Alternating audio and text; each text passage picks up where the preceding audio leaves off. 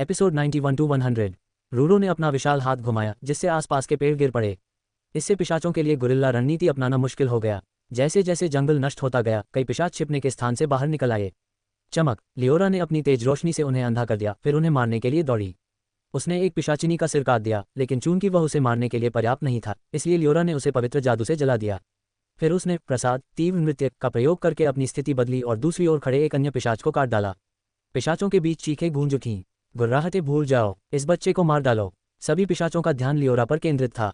उन्होंने उस पर अनगिनत मंत्र और बाण छोड़े। उसने अपने जादू नाशक तलवार से ज्यादातर बाणों को काट डाला और जो कुछ बाण लगे वे तुरंत ठीक हो गए। उसके चेहरे पर निशाना साधा गया तीर उसकी हथेली पर लगा, लेकिन उसने उसे बाहर निकालते हुए जरा भी नहीं हिचकिचाया। जख्म से निकला खून रात की हवा में नाच रहा था, लेकिन चोट तुरंत ठीक हो गई।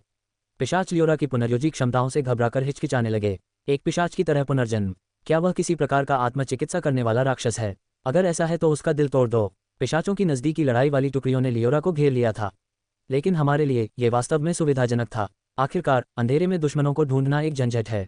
इसके अलावा लियोरा का नया शीर्षक मृत्यु का अग्रदूत समूह युद्धों के दौरान हमले को थोड़ा बढ़ा देता है। चूंकि पिशाचों को जीवित प्राणी माना जाता है, इसलिए उसके हमले बेहद प्रभावी थे। देवताओं ने कहा है, घनी अंधेरी रात में लियोरा की लाल आंखें अशुभ रूप से चमक रही थीं। जो कोई भी उन्हें देखता सहज ही पीछे हट जाता। तुम मुझे खा नहीं सकते। नरसंहार शुरू हो गया। योजक चिन्ह योजक चिन्ह योजक चिन्ह।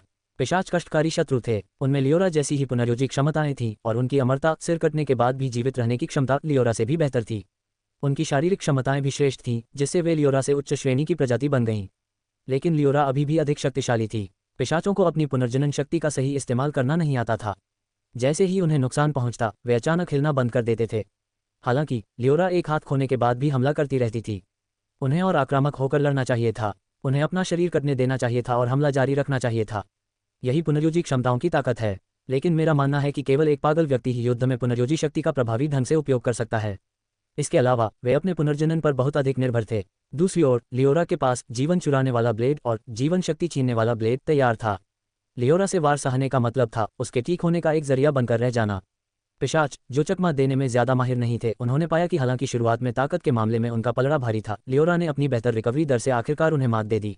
20 या उससे अधिक पिशाचों में से वह आधे से अधिक को मार गिराने में सफल रही। बचे हुए दुश्मन रात के अंधेरे में भाग गए, लेकिन हम कुछ खास नहीं कर सकते थे। खैर, हमने दुश्मन सेना को सफलतापूर्वक खत्म कर दिया था। अब गिरे हुए पिशाचों के खून से भीगी हुई लियोरा ने अपनी दरांती रख दी। पेड़ों से छनकर आती चांदनी में उसकी आकृति दस्ते में सबको साफ दिखाई दे रही थी। सिपाही जिन्होंने कुछ नहीं किया था डर के मारे बुदबुदा रहे थे। उसने अकेले ही पिशाच दस्ते का सफाया कर दिया। कोई रास्ता नहीं। इस तरह की पुनर्प्राप्ति क्षमता के साथ क्या वह पिशाच भी हो सकती है? अगर वह होती तो उसने उन्हें क्यों मारा? वह एक भयानक रीपर है। अपने बम लाइटनिंग मंत्र से मृत पिशाचों की राख को उड़ा देने के बाद लियोरा सैनिकों का सामना करने के लिए मुड़ी। उसका सुंदर फिर भी युवा और नाजुक खून से लथपथ चेहरा सभी को दिखाई दे रहा था। खून की एक बूंद हल्की प्लॉप की आवाज के साथ जमीन पर गिर पड़ी। अब आप सभी को आराम करना चाहिए। वे अब हमारे पीछे नहीं आएंगे। हाँ, मैं समझ गया। ठीक है। कप्तान ने टूटे हुए खिलौने की तरह बार बार सिर हिलाया। ऐसा लग रहा था कि मिशन कामयाब हो गया है। इस घटना के पीछे की सच्चाई ये थी कि पिशाच सैनिक अंधेरे जंगल में घात लगाए बैठे थे। अब से वे संभवतः अपने कार्यक्रम में ये बदलाव करेंगे कि वे इस जंगल से केवल दिन के उजाले में ही गुजरें। ईश्वर, हाँ लियोरा, मैंने आज कुछ सीखा। मैं समन्वय करने में बेहतर हो गया। मैंने कर दिखाया। हाँ, तुमने अच्छा किया। तुम में बहुत सुधार हुआ है। तुम एक अच्छी लड़की हो, जैसी कि लियोरा से उम्मीद थी। वाह, मैंने कर दिखाया। हे, मैं भगवान का हूँ। लियोरा की आंखें चमक उठी जब उसने अपनी छोटी सी छाती फुला ली। शायद जब उसने दूसरों को आराम करने के लिए कहा तो उसकी चिंता उसके विकास का प्रमाण थी।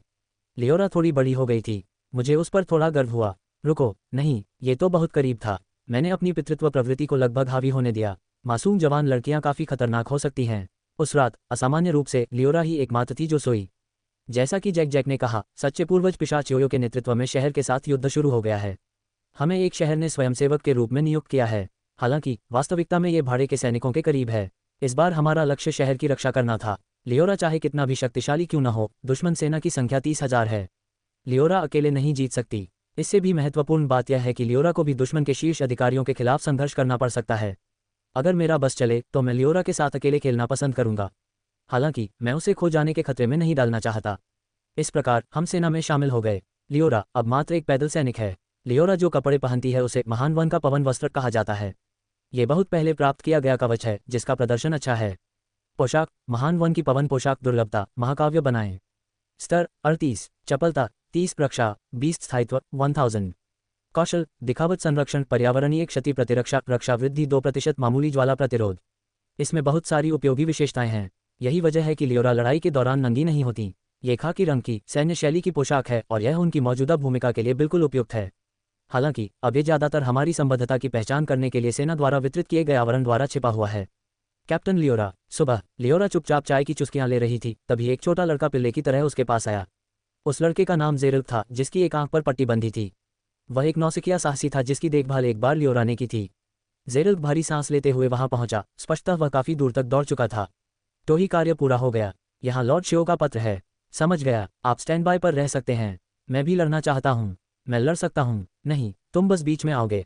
सफाई कर लो, अगर हम पकड़े गए तो बहुत परेशानी होगी। हाँ, समझ गया। लड़ाई के लिए शुभकामनाएं। धन्यवाद। ये लड़ाई कुछ दिन पहले शुरू हुई थी। एक साधारण सैनिक के रूप में निकली लियोरा ने अकेले ही एक दुश्मन टुकड़ी का सफाया कर दिया। अपनी उल्लेखनीय उपलब्धियों और उत्कृष्ट गुरिल्ला रणनीति के कारण उन्हें पहले ही एक टुकड़ी का कप्तान बना दिया गया था। जैसा कि कहा गया है, यह एक छोटी सी कुलीन इकाई है, केवल नाम मात्र की। इसमें केवल 6 सदस्य हैं। उनमें से एक, जेरिल, एक नया भर्ती है। ऐसा नहीं है कि उसके साथ अन्याय हो रहा है। लियोरा को बस इतना सम्मान दिया जाता है कि उनका मानना है कि वह दुश्मन की कमजोरियों को बिना ज्यादा सैनिकों या मजबूत साथियों के भी सटीक रूप से नष्ट कर सकती है। लियोरा के अधीनस्थों में से एक 70 वर्ष की आयु का एक बुजुर्ग व्यक्ति अपनी छड़ी पर झुकते हुए मुस्कुराया। कैप्टन लियोरा, इस बार यह एक सामान्य बचाव अभियान है। आमतौर पर इसे खाद्य आपूर्ति कहा जाता है, लेकिन पिशाचों के लिए उनका भोजन इंसान ही होते हैं। अगर हम उनके संसाधन चुरा लेते हैं तो हमें फायदा होगा। तुम रणनीति का ध्यान रखो। मैं यहाँ केवल मारने के लिए आया हूँ। समझ गया। हम आज रात ऑपरेशन करेंगे। बूढ़े आदमी का नाम गानो है। वह कुछ हद तक एक महत्वपूर्ण सैन्य अधिकारी प्रतीत होता है, लेकिन लियोरा का उपयोग करने के लिए उसने अपना पद छोड़ दिया और उसका अधीनस्थ बन गया। अपनी उम्र को देखते हुए उसे शायद बहुत घमंड है, लेकिन अगर जीत का मतलब है तो वह एक बच्चे के आगे झुकने और अपना रुतबा और करियर छोड़ने को तैयार है। ऐसे बूढ़े हमेशा खतरनाक होते हैं। दरअसल उसकी रणनीतियां सटीक रही हैं, जिससे लियोरा बस जाकर, मारकर और वापस आकर बड़ी उपलब्धियां हासिल कर पाता है। गैनो हमेशा लियोरा को दुश्मन के कमजोर स्थानों पर भेजता है। अब रात हो गई है। हम रात में ऑपरेशन क्यों करते हैं, इसका कारण सरल है। अगर हम दिन में हमला करते तो आसानी से जीत सकते थे, लेकिन पिशाच अपनी हताशा में बंधकों, जिन्हें वे भोजन समझते हैं, को मार सकते थे। हमें दुश्मन के अनुकूल परिस्थितियों में लड़ना होगा। पिशाचों का अड्डा एक गुफा में है। इस दुनिया में पिशाच सूरज की रोशनी से नहीं मरते, बल्कि उससे कमजोर हो जाते हैं। ऐसा लगता है कि वे दिन का अधिकांश समय छिपकर बिताते हैं। गुफा से कई पिशाच निकले। इस युद्ध में शहर में कुछ पिशाचों का प्रवेश ही उनकी जीत के लिए पर्याप्त है। केवल यही शहर को नष्ट करने के लिए पर्याप्त है।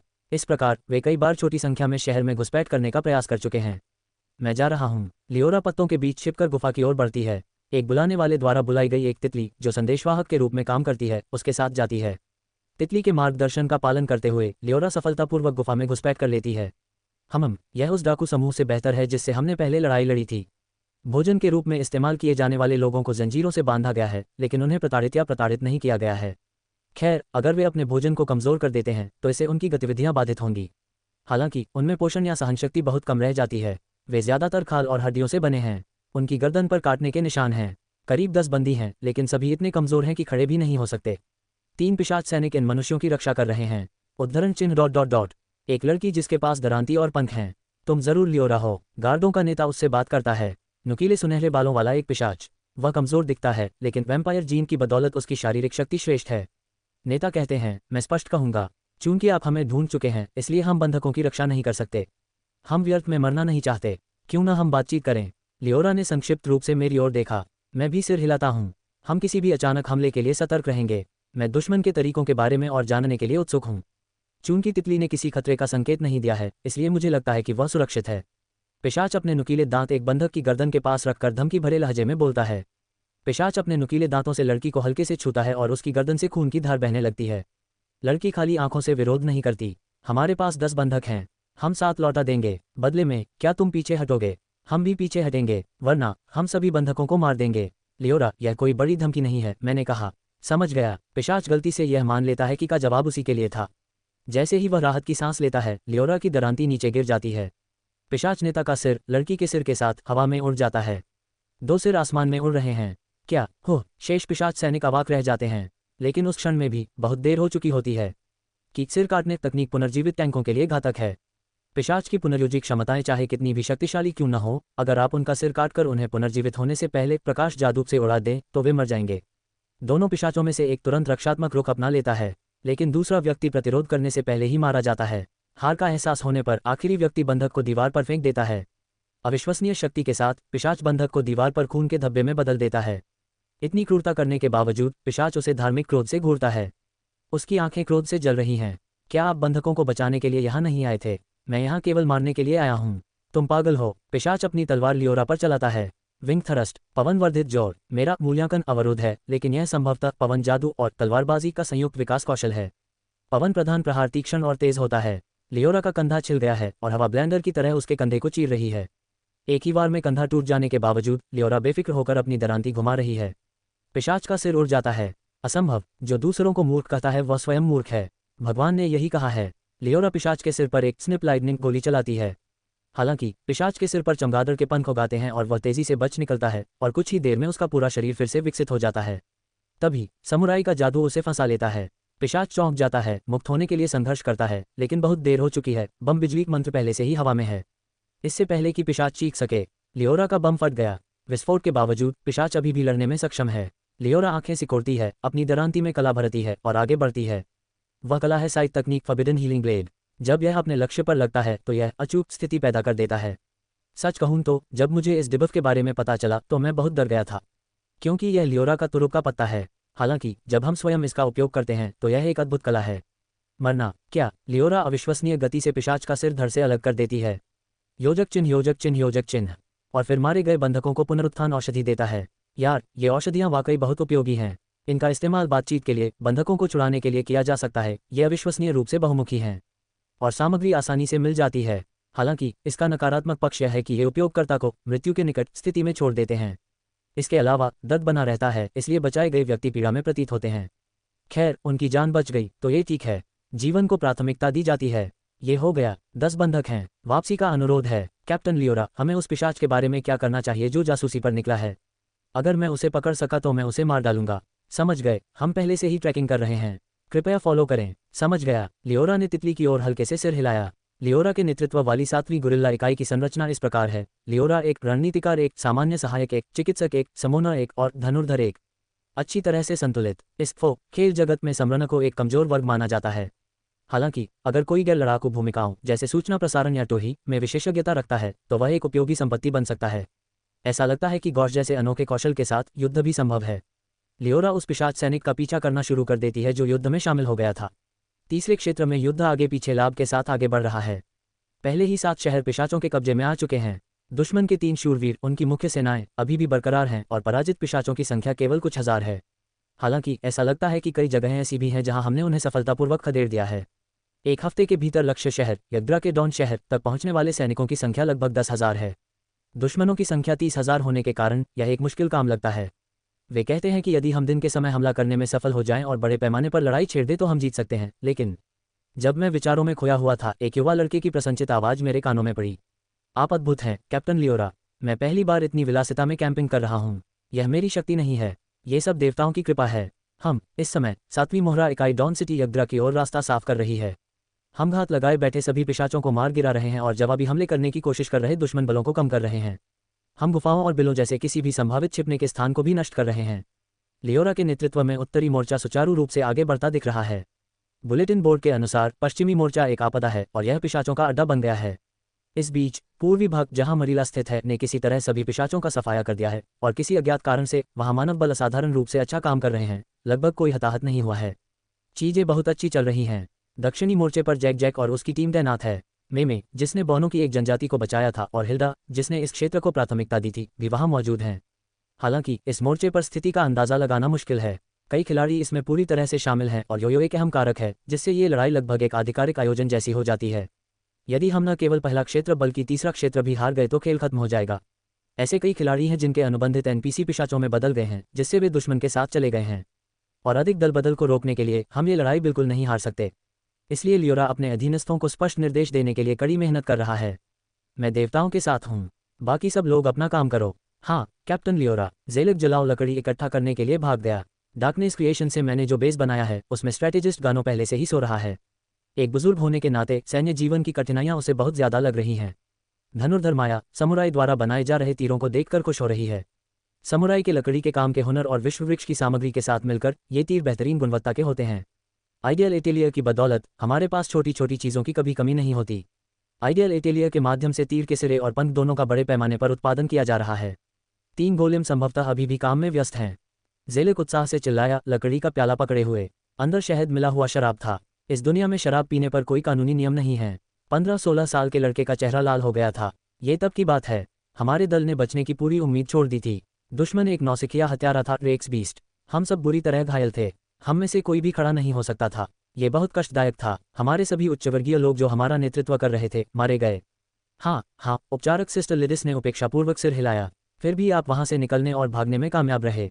एक दिल को छू लेने वाली कहानी। ये तो बहुत सरलीकरण है। हम बिल्कुल भी हिल नहीं सकते थे, लेकिन किसी तरह हम खड़े हुए और भाग गए।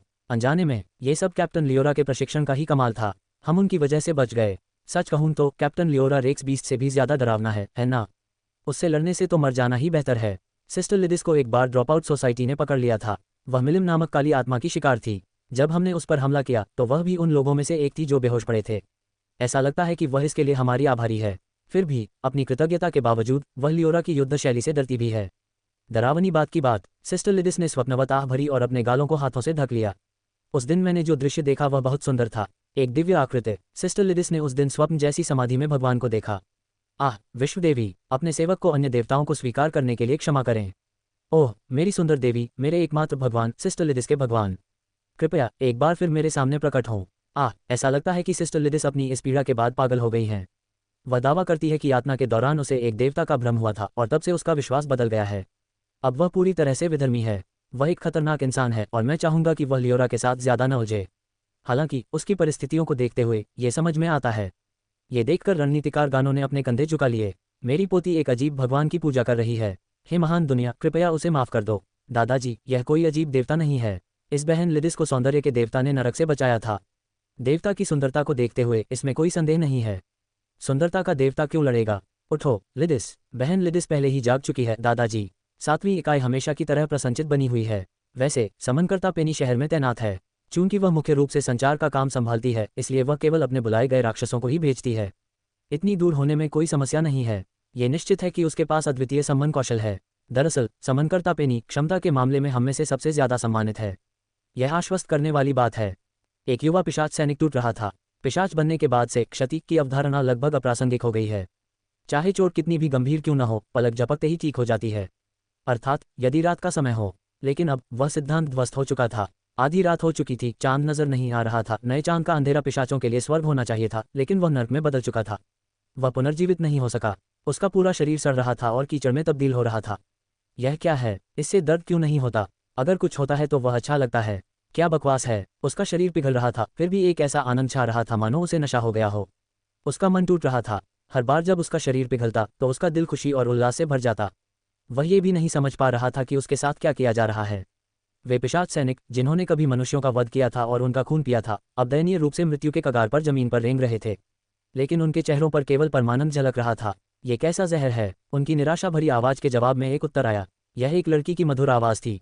फिर भी आवाज में रंग नहीं था। एक दर्शक की ठंडी उदासीनता बरकरार थी। उसका उसकी मदद करने का या उसे मारने का भी कोई इरादा नहीं था। यह जहर नहीं है, यह विकास की दवा है। जैसे एक इल्ली अपने शरीर को घोलकर तितली बन जाती है, वैसे ही ये दवा कृत्रिम रूप से उस परिवर्तन को प्रेरित करती है। किताबों के अनुसार इसे कायापलट कहते हैं। खैर, ये दवा यही तो करती है। क्या मैं ठीक हो सकता हूँ? आप सिर्फ ठीक नहीं होंगे, आप मजबूत हो जाएंगे। लेकिन अगर आप एक क्रिसलिस को कुचलते हैं तो वह सिर्फ एक लाश होगी। उसकी आंखें पहले ही पिघल चुकी थीं। उसे समझ नहीं आ रहा था कि आवाज़ कहाँ से आ रही है। उसकी पिघलती चेतना के बीच सिर्फ लड़की की मधुर आवाज़ ही उसे सुनाई दे रही थी। यह मिश्रित दवा सफल है। इसका उद्देश्य नस्लीय विकास था, लेकिन लगता है कि इसकी प्रतिकृति की यही सीमा है। यह जहर जितना भी उपयोगी नहीं है, ये केवल मूर्ख निम्न स्तरीय कचरे को ही मार सकता है।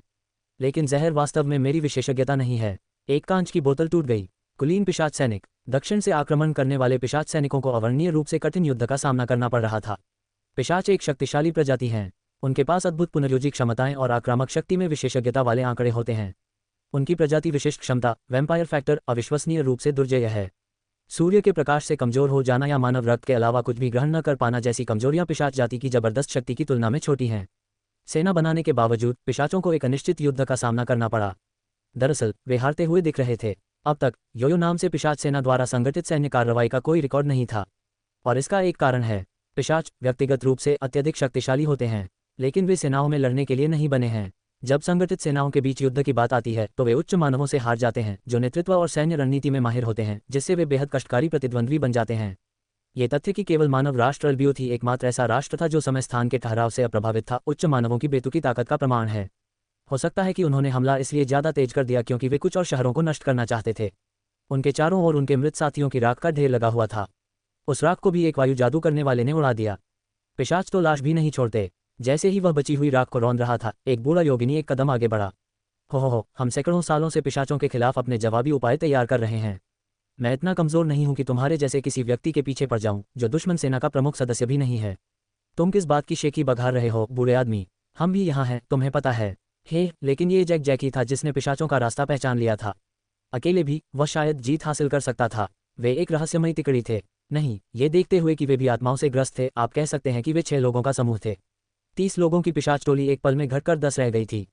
क्या आप पहले से ही जीत मान रहे हैं? वह चिल्लाया। वे एक कुलीन पिशाच को कम आंक रहे थे। एक साधारण पिशाच और एक कुलीन पिशाच के बीच क्षमता का अंतर बहुत बड़ा होता है। कुलीन पिशाच ने मार्शल आर्ट तकनीक रशियन का इस्तेमाल करके बूढ़े आदमी से दूरी कम कर ली। उन्होंने मार्शल आर्ट की चाल नुकीटे का प्रयोग किया। यह एक साधारण हमला था, हालांकि ये कम खर्चीला था और इसे तेजी से इस्तेमाल किया जा सकता था। एक पिशाच के आंकड़ों को देखते हुए इसकी बढ़ी हुई भेदन शक्ति इसे तुरंत मौत के हमले जैसा बनाती थी।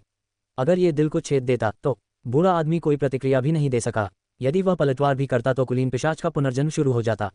कुलीन पिशाच ने उपहास किया, उसका घातक प्रहार सफल होगा, लेकिन ऐसा नहीं हुआ। बौने ने झुंझलाहट में कहा, चलो मूर्ख, मैं अनावश्यक हरकतें नहीं करता। मेरी उम्र में अपनी ताकत बनाए रखने के अवसर अनमोल हैं।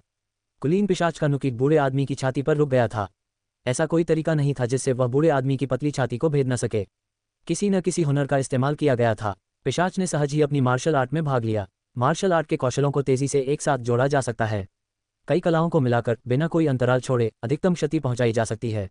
Strike, bro strike, break kick, नुकीट, dragon punch, small hand sweep. 1 second के भीतर ही उसने विनाशकारी हमलों की बौछार कर दी। लेकिन हर एक रास्ता किसी न किसी रहस्यमय अवरोध से अवरुद्ध था। जैसे ही पिशाच चकमा देने वाली कला का प्रयोग करने वाला था, बूढ़े आदमी की तलवार उसकी छाती में घुस गई। पिशाच हंसा, बहुत नर्म, मेरे जैसा एक कुलीन पिशाच।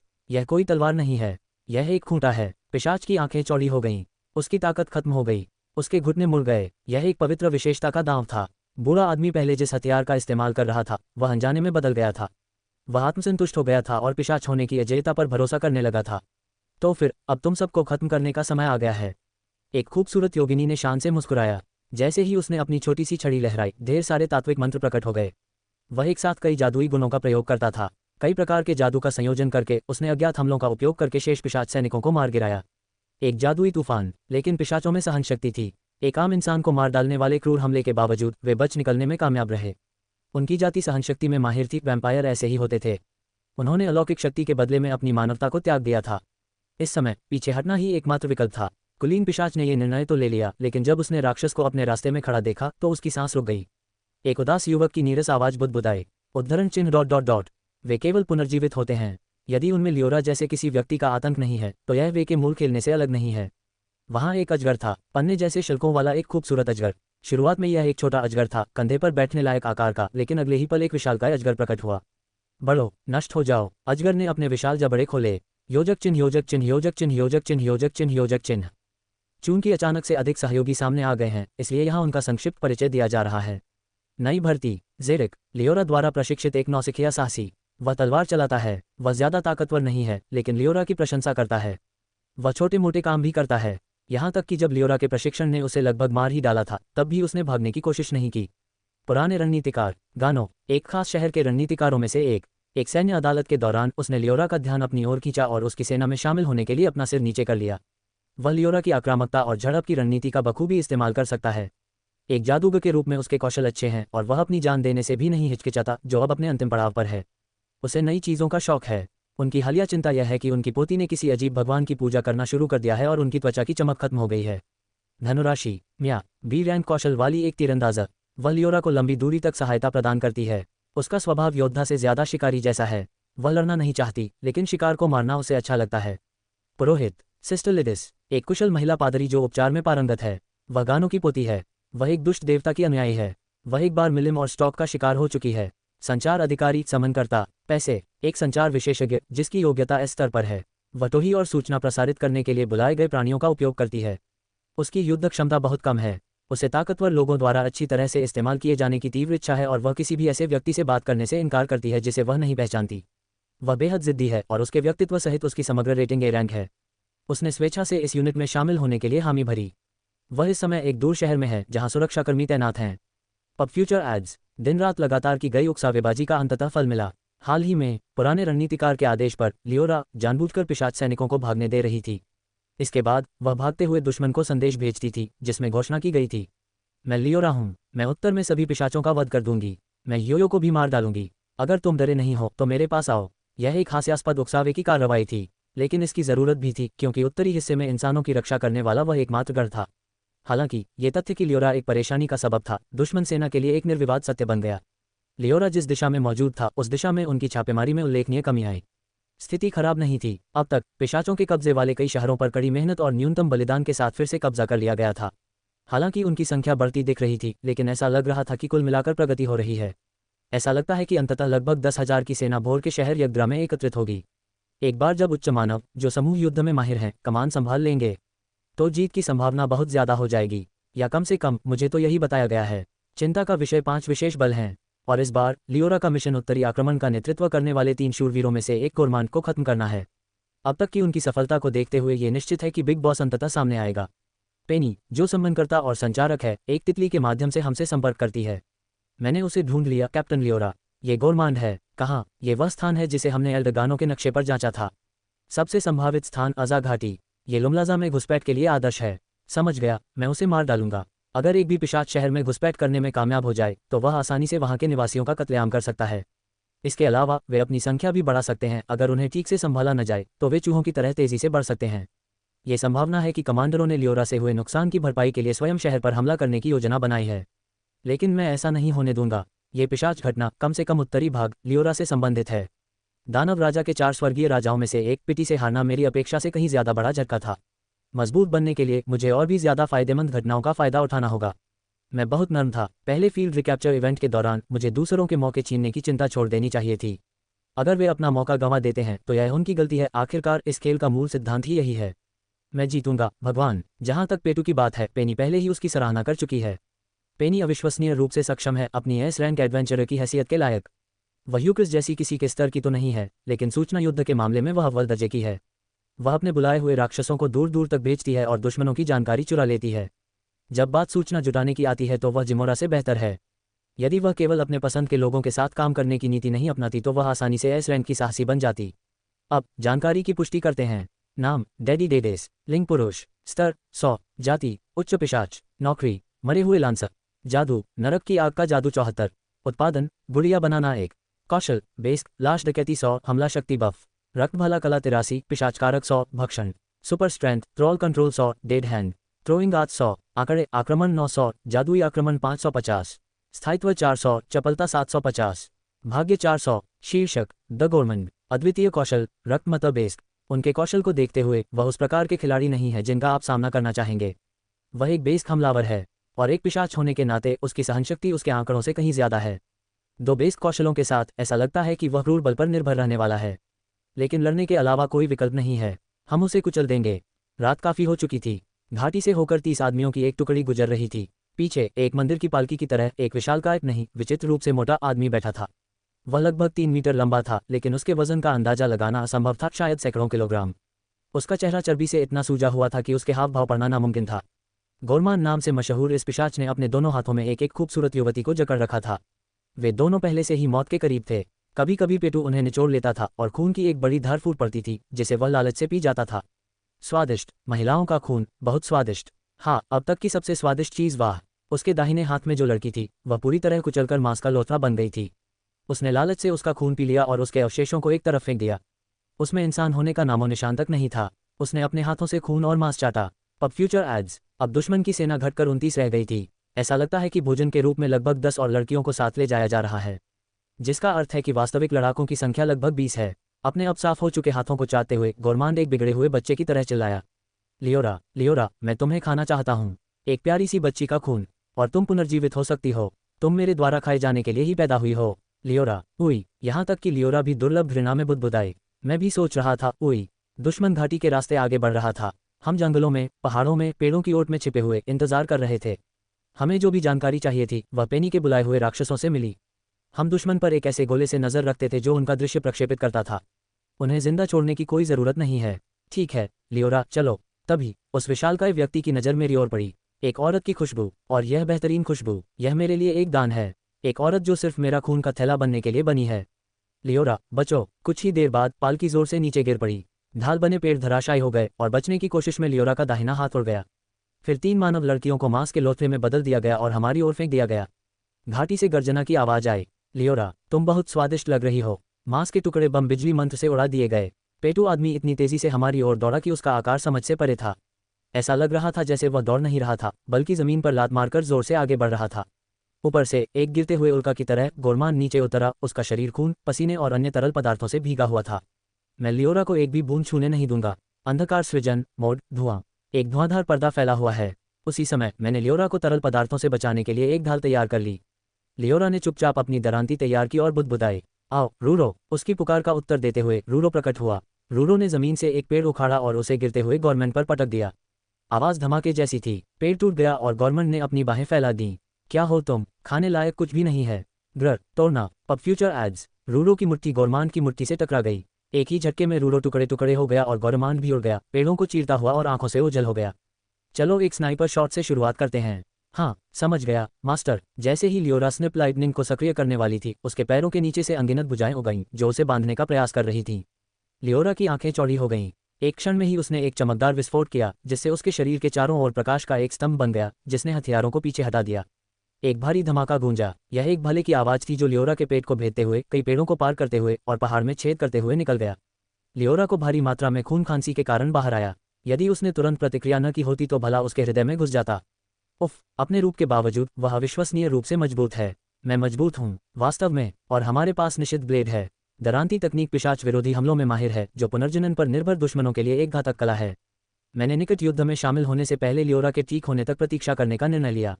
लेकिन लियोरा का पेट ठीक नहीं हो रहा था। क्या यह उपचार अवरोध है? नहीं, आपका एचपी ठीक हो रहा है। एक अभिशाप शायद। लगता है उस भाले का असर हो गया। मैं उसे वापस ले आऊंगा। लियोरा अभी छिप जाओ। लियोरा ने पीछे हटने की कोशिश की लेकिन पिशाच अकेले नहीं थे। 9 और पिशाच पहाड़ पर चढ़ने लगे। मैंने उन्हें रोकने के लिए समुराई को बुलाया। समुराई ने ऑक्टोपस का रूप धारण कर अपने तंबू फैला दिए। फिर एक और प्रक्षेप्य। समुराई ने लियोरा को ढाल दिया और उसका अधिकांश शरीर उड़ गया। प्रक्षेप्य एक बड़ी चट्टान जैसा प्रतीत हो रहा था। 9 पिशाच पुनः एकत्रित हो गए। हमें साफ तौर पर पीछे धकेला जा रहा था। मैंने अपने होंठ काटे और सोचा कि क्या अपने आइटम बॉक्स से तलवार निकालूं। लेकिन लियोरा ने तेजी से काम किया। उसकी पीठ से एक पंख गायब हो गया। कोकमा का पंख सक्रिय करें। चमकता हुआ स्लैश। लियोरा ने हाल ही में प्राप्त कोकमा विंग को सक्रिय किया। एंजल्स फैक्टर कौशल के अंतर्गत 11 कलाओं में से एक। ये जादुई हमले की शक्ति को निरंतर बढ़ावा देता है और सक्रिय होने पर एक विनाशकारी जादुई हमला करने की अनुमति देता है। निषिद्ध ब्लेड और कोकमा विंग द्वारा उन्नत प्रकाश ब्लेड को मुक्त कर दिया गया। 9 पिशाचों का नाश कर दिया गया। पब फ्यूचर एड्स। ईश्वर, लियोरा युद्ध के मैदान का कुशलता से अपने फायदे के लिए इस्तेमाल करती है। वह एक पेड़ से दूसरे पेड़ पर छलांग लगाती है, कभी कभी अपनी मौजूदगी मिटा देती है जिससे पिशाचों के लिए उसका पता लगाना नामुमकिन हो जाता है। यह एक बाहरी तकनीक है जो उसने जैक से सीखी है। यह उसकी उपस्थिति को छिपाने और चुपके से काम करने का मिश्रण है। हालांकि अंततः यह एक चाल से अधिक कुछ नहीं है, लेकिन यह निश्चित रूप से लड़ाई को आसान बना रहा है। चमक। लियोरा प्रकाश की एक चमक छोड़ती है और मैं अंधकार सृजन के साथ धुआं पैदा करता हूँ। 10 पिशाचों में से 7 जहर से खामोश हो जाते हैं। सिर्फ गवर्नमेंट ही इस खामोशी से अप्रभावित रहता है। हालांकि गवर्नमेंट पर भी जहर का असर होता है। हालांकि उसका एचपी धीरे धीरे कम होता जाता है, लेकिन ऐसा लगता है कि उसकी पुनर्योजी क्षमता जहर से ज्यादा हो जाती है। लियोरा, तुम्हारी खुशबू बहुत अच्छी है। गोरमान गोली की तरह उड़ता हुआ आता है। मनोरोगी पिशाच के हाथ में एक लंबा भाला है। अपने विशाल और गोल शरीर के बावजूद उसका भाला कौशल अद्भुत है। पेड़ों पर बैठा लियोरा बिना कोई प्रतिक्रिया दिए जमीन पर गिर पड़ता है। जिस पेड़ से गवर्नमेंट टकराता है वह कांच की तरह टूट जाता है। चलो पहले छोटे बच्चों को खत्म कर दें। हम बेकार इंतजार नहीं कर रहे थे। पहाड़ी युद्ध की संभावना को देखते हुए हमने पहले से ही जाल बिछा रखे थे। गवर्नमेंट और उसके बराबर ताकतवर 9 अन्य पिशाचों का सामना करते हुए हम हारे नहीं। ये सब जालों की ही बदौलत है। ऐसा लगता है कि सन्नाटा छट गया है और पिशाच बोलने लगे हैं। हम पिशाच नाइट द्वारा मारे जाएंगे। जल्दी से छोटी लड़की की चेतना चुरा लो। लेकिन क्या वह लड़की उस अंधेरी आत्मा की मदद से पुनर्जनन का उपयोग नहीं कर रही है? अगर हम लड़की की चेतना चुरा भी लें तो भी पुनर्जनन नहीं रुकेगा। क्या हमें उसे जिंदा पकड़ लेना चाहिए? आत्मा सो जाएगी, हमें बस उसे बेहोश करके उसे काबू में करना है। ओह समझा, उनका तर्क अत्यंत सटीक है। 5 पिशाच एक साथ हम पर झपट पड़ते हैं। लियोरा एक पल के लिए अपनी आंखें बंद कर लेती है, फिर फुसफुसाकर अपने हुनर का नाम बताती है। उन्माद। ये बड़ी दरांती इतनी तेज गति से चलती है कि उसे नंगी आंखों से नहीं देखा जा सकता। उस दुबले पतले शरीर से जो निकलता है वह मौत का एक खूबसूरत नृत्य है। मैं भी उसकी अस्त व्यस्त हरकतों से मंत्रमुग्ध हुए बिना नहीं रह सका। भाव विह्वल करने वाला, वह अपने आंकड़ों की हिंसा से 5 पिशाचों को मार गिराती है। उसके होठों पर एक हल्की सी मुस्कान है। ऐसा लगता है कि जब वह युद्ध के दौरान उन्माद का प्रयोग करती है तो उसकी भावनाएं थोड़ी ज्यादा अभिव्यंजक हो जाती हैं। मृत्युदेवी जैसी छोटी लड़की डरावनी आवाज में बोलती है, ईश्वर को मृत्यु अर्पित करो। हालांकि पिशाचों को 2 हिस्सों में बांट दिया गया है, फिर भी वे ऐसे हमला करते रहते हैं मानो कुछ हुआ ही ना हो। हालांकि दर्द से उनकी हरकतें थोड़ी कमजोर हो जाती हैं, फिर भी वे लियोरा पर टूट पड़ते हैं। उनका प्रत्येक हमला लियोरा को भेद देता है, लेकिन वह कोई ध्यान नहीं देती और फ्लैश मैजिक से पिशाचों को भस्म कर देती है। मैं उन्हें रोकने के लिए पवित्र जल की औषधियां बिखेरता हूँ। लियोरा कमजोर पिशाचों को खत्म कर देती है। हमने 2 को सफलतापूर्वक नष्ट कर दिया। हालांकि अभी भी 8 बचे हैं। हम उन सबको कुचल देंगे। हाँ, अब समय आ गया है। जैसे ही लियोरा सिर हिलाती है, एक तीर पिशाचों में से एक के सिर में घुस जाता है। इसके तुरंत बाद बड़े पैमाने पर पृथ्वी का जादू शुरू हो जाता है, जिसके कारण शेष पिशाच पृथ्वी की एक लहर द्वारा जमीन पर गिर जाते हैं। समुराई, उन्हें रोको। अगर वे हमला करें तो उन्हें सहन करो। मैं तुम्हें मरने नहीं दूंगा। पुनर्जीवित। लियोरा ने समुराई पर पुनः पुनर्जीवित का प्रयोग किया। हम अकेले नहीं लड़ रहे हैं। हालांकि लियोरा बहुत ताकतवर है, फिर भी हम एक पार्टी हैं। और चूंकि हमारे पक्ष में एक पागल पुजारी है, इसलिए समुराई के प्रतिबंध उपयोगी होंगे। अब शेष 8 शत्रुओं में से 5 को सील कर दिया गया है। 3 बचे। केवल 2 पिशाच अधीनस्थ और गोरमांड ही बचे हैं। लियोरा, चलो इन दोनों साथियों को जीवित रखें। वे हमारे पुनर्बहाली संसाधन के रूप में काम करेंगे। हाँ, मैं इसे भगवान पर छोड़ दूंगा। जब तक मैं उनके घातक हमलों से बचाव करता रहूंगा, ये अधीनस्थ केवल रिकवरी आइटम बन जाएंगे। इसके अलावा लियोरा के खिताब को देखते हुए ये बफ आइटम भी बन जाएंगे। आइए हम उन्हें दिखाएं कि पिशाच या मृत्यु देवता लड़की असली राक्षस है, या यूं कहें कि यह एक अच्छा अवसर है। मैं एक ऐसी वस्तु का इस्तेमाल करूंगा जिसे मैंने दूसरे इवेंट के कीमिया भाग में तीसरे स्थान पर रखा था। उस वस्तु का नाम है सुपर म्यूटेंट प्लांट पोशन। यह एक घातक जहर है जो पौधों को राक्षस में बदल देता है। और चूंकि यह युद्ध क्षेत्र पहाड़ों में है, एक प्राकृतिक खजाना, तो हम एकदम सही जगह पर हैं। अगर राक्षस हम पर हमला भी कर दें तो क्या? मैंने औषधि को चारों ओर फैला दिया। युद्ध क्षेत्र अराजकता में बदल गया। मैंने कुछ ज्यादा ही कर दिया। पिशाचों के अधीनस्थों का सफाया हो गया और बॉस एक दूसरे को मारने लगे। अंत में केवल लियोरा, पेटू और एक बचा हुआ बॉस ही बच पाया। यहाँ तक कि समुराई द्वारा नियंत्रित शत्रुओं को भी खा लिया गया। यह एक बेहद शक्तिशाली औषधि थी। इसका इस्तेमाल दुश्मन के ठिकानों को तबाह करने के लिए भी किया जा सकता था। जैसा कि चुड़ैल ने कहा था, यह अजीब रहा होगा कि यह औषधि केवल तीसरे स्थान पर थी। वो लियोरा, आके साथ मेरे भोजन में हस्तक्षेप मत करो। अंततः गोरमान ने आखिरी बॉस को आधा काट डाला। उसकी सुस्त आंखें आलस से लियोरा को देख रही थीं। अब हम केवल 2 ही हैं। लियोरा, तुम मेरा स्वादिष्ट भोजन हो। ईश्वर भी यहाँ है। हम खून से लथपथ लियोरा दुश्मन को घूर रही थी। उसकी थकान का कोई निशान नहीं दिख रहा था। हालांकि लियोरा अराजक लड़ाइयों में माहिर है, फिर भी उसे सबसे ज्यादा नुकसान भी हुआ है। फिर भी छोटी लड़की की हत्या की मंशा अब भी कायम है। वह अपने हाथ में दरांती को कसकर पकड़ लेती है। निषिद्ध ब्लेड, बस हार मान लो और मेरी हो जाओ। लियोरा। धुंध रूप, गोरमान की आकृति धुंध में लुप्त हो जाती है। लियोरा बार बार बम बिजली फेंकते हुए पीछे की ओर छलांग लगाता है। मैं भी उस पर औषधियां फेंकता हूँ, लेकिन धुंध को कोई नुकसान नहीं पहुंचता और वह आगे बढ़ती रहती है। शून्य दूरी। गोरमंड, लियोरा के ठीक पीछे फिर से प्रकट हुआ, पहले से ही बीच में ही झूल रहा था। मैंने डार्कनेस क्रिएशन का इस्तेमाल करके लियोरा की स्थिति बदल दी ताकि उसके सिर पर सीधा वार न हो। उसकी मुट्ठी लियोरा के दाहिने कंधे में घुस गई। खून बह निकला। जैसे ही गोरमान ने खून चाटा, उसने लियोरा को लात मारी। आह, ये खून, इसका स्वाद इतना अच्छा कैसे हो सकता है? चुप रहो। लियोरा ने किक को टाला नहीं, बल्कि सीधे तौर पर उसे झेला और अपनी दरांती को पीछे से उस पर दे मारा। लियोरा का पेट कुचला गया था। गवर्नमेंट की टांगें पतली पतली कटी हुई थीं, लेकिन इससे उसकी मानसिक शक्ति में कोई कमी नहीं आई। तभी पास में उड़ती एक तितली ने सूचना दी। गवर्नमेंट की एचपी रिकवरी रुकने का नाम नहीं ले रही है। ओह, ऐसा लगता है कि प्रेडेशन प्रभाव उसे एक बफ दे रहा है जो उसकी अधिकतम एचपी को बढ़ाता है। यह मूल रूप से एचपी की रिकवरी के समान ही है। मैं समझ गया। लियोरा, अगर वह तुम्हारा खून पीता है तो यह खतरनाक है। मेरा खून भगवान का है, हालांकि मुझे वास्तव में उसके खून की जरूरत नहीं है। गोरमान ने आह भरी और अपना भला निकाला। जाहिर है उसने उसे अपने पेट में जमा कर रखा था। उसने भला अपने पेट से निकाला और उदास भाव से बोला, लियोरा, तुम बहुत ताकतवर हो, अब मुझे तुम्हें मारना होगा। मैं यूयो के हाथों मारा जाना नहीं चाहता, इसलिए मुझे तुम्हारा दुर्लभ पुराना खून और पीना होगा। गौरमान के हाथ में भला लाल चमकने लगा। ब्लड स्पीयर कौशल, साइफन ब्लेड। ओह, भाग्य कितनी क्रूर चीज है, हम दोनों को अलग कर रही है। कितना दुखद। उन्माद, ब्लड उन्माद। लियोरा, चलो कागुरा कला का उपयोग करें। मेरे निर्देशों का पालन करते हुए लियोरा ने शान से घूमकर ताली बजाई। उसने अर्पण शमन नृत्य को सक्रिय कर दिया। ये कला सभी बफ्स और डिबफ्स को मिटा देती है, चाहे उन्हें किसी ने भी डाला हो। विंग आर्ट, होड्स विंग के विपरीत यह अद्वितीय या शक्तिशाली कौशल को मिटा नहीं सकता है। तो अब गवर्नमेंट के पास केवल रक्त उन्माद ही बचा है, और चूंकि वह अपना दिमाग खो चुका है, इसलिए वह बफ्स को दोबारा लागू नहीं करेगा। आपको किसी को उन्माद में लापरवाही से नहीं काटना चाहिए। इस प्रकार एक ऐसे शत्रु के विरुद्ध युद्ध शुरू होता है जो केवल उन्माद की स्थिति में है। मर गई, चुप रहो। पेटू अपना भाला बेतहाशा घुमाता हुआ नाजुक लियोरा का पीछा करता है।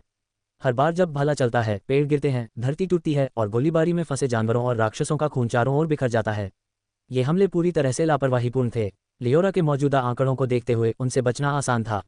ऊपर से दुश्मन अपना होश खो चुका था और बिना किसी तकनीक के बस हमला कर रहा था। लियोरा ने बरसेक कौशल को भी सक्रिय कर दिया था, जिससे ये लड़ाई पूरी तरह से उसके पक्ष में हो गई।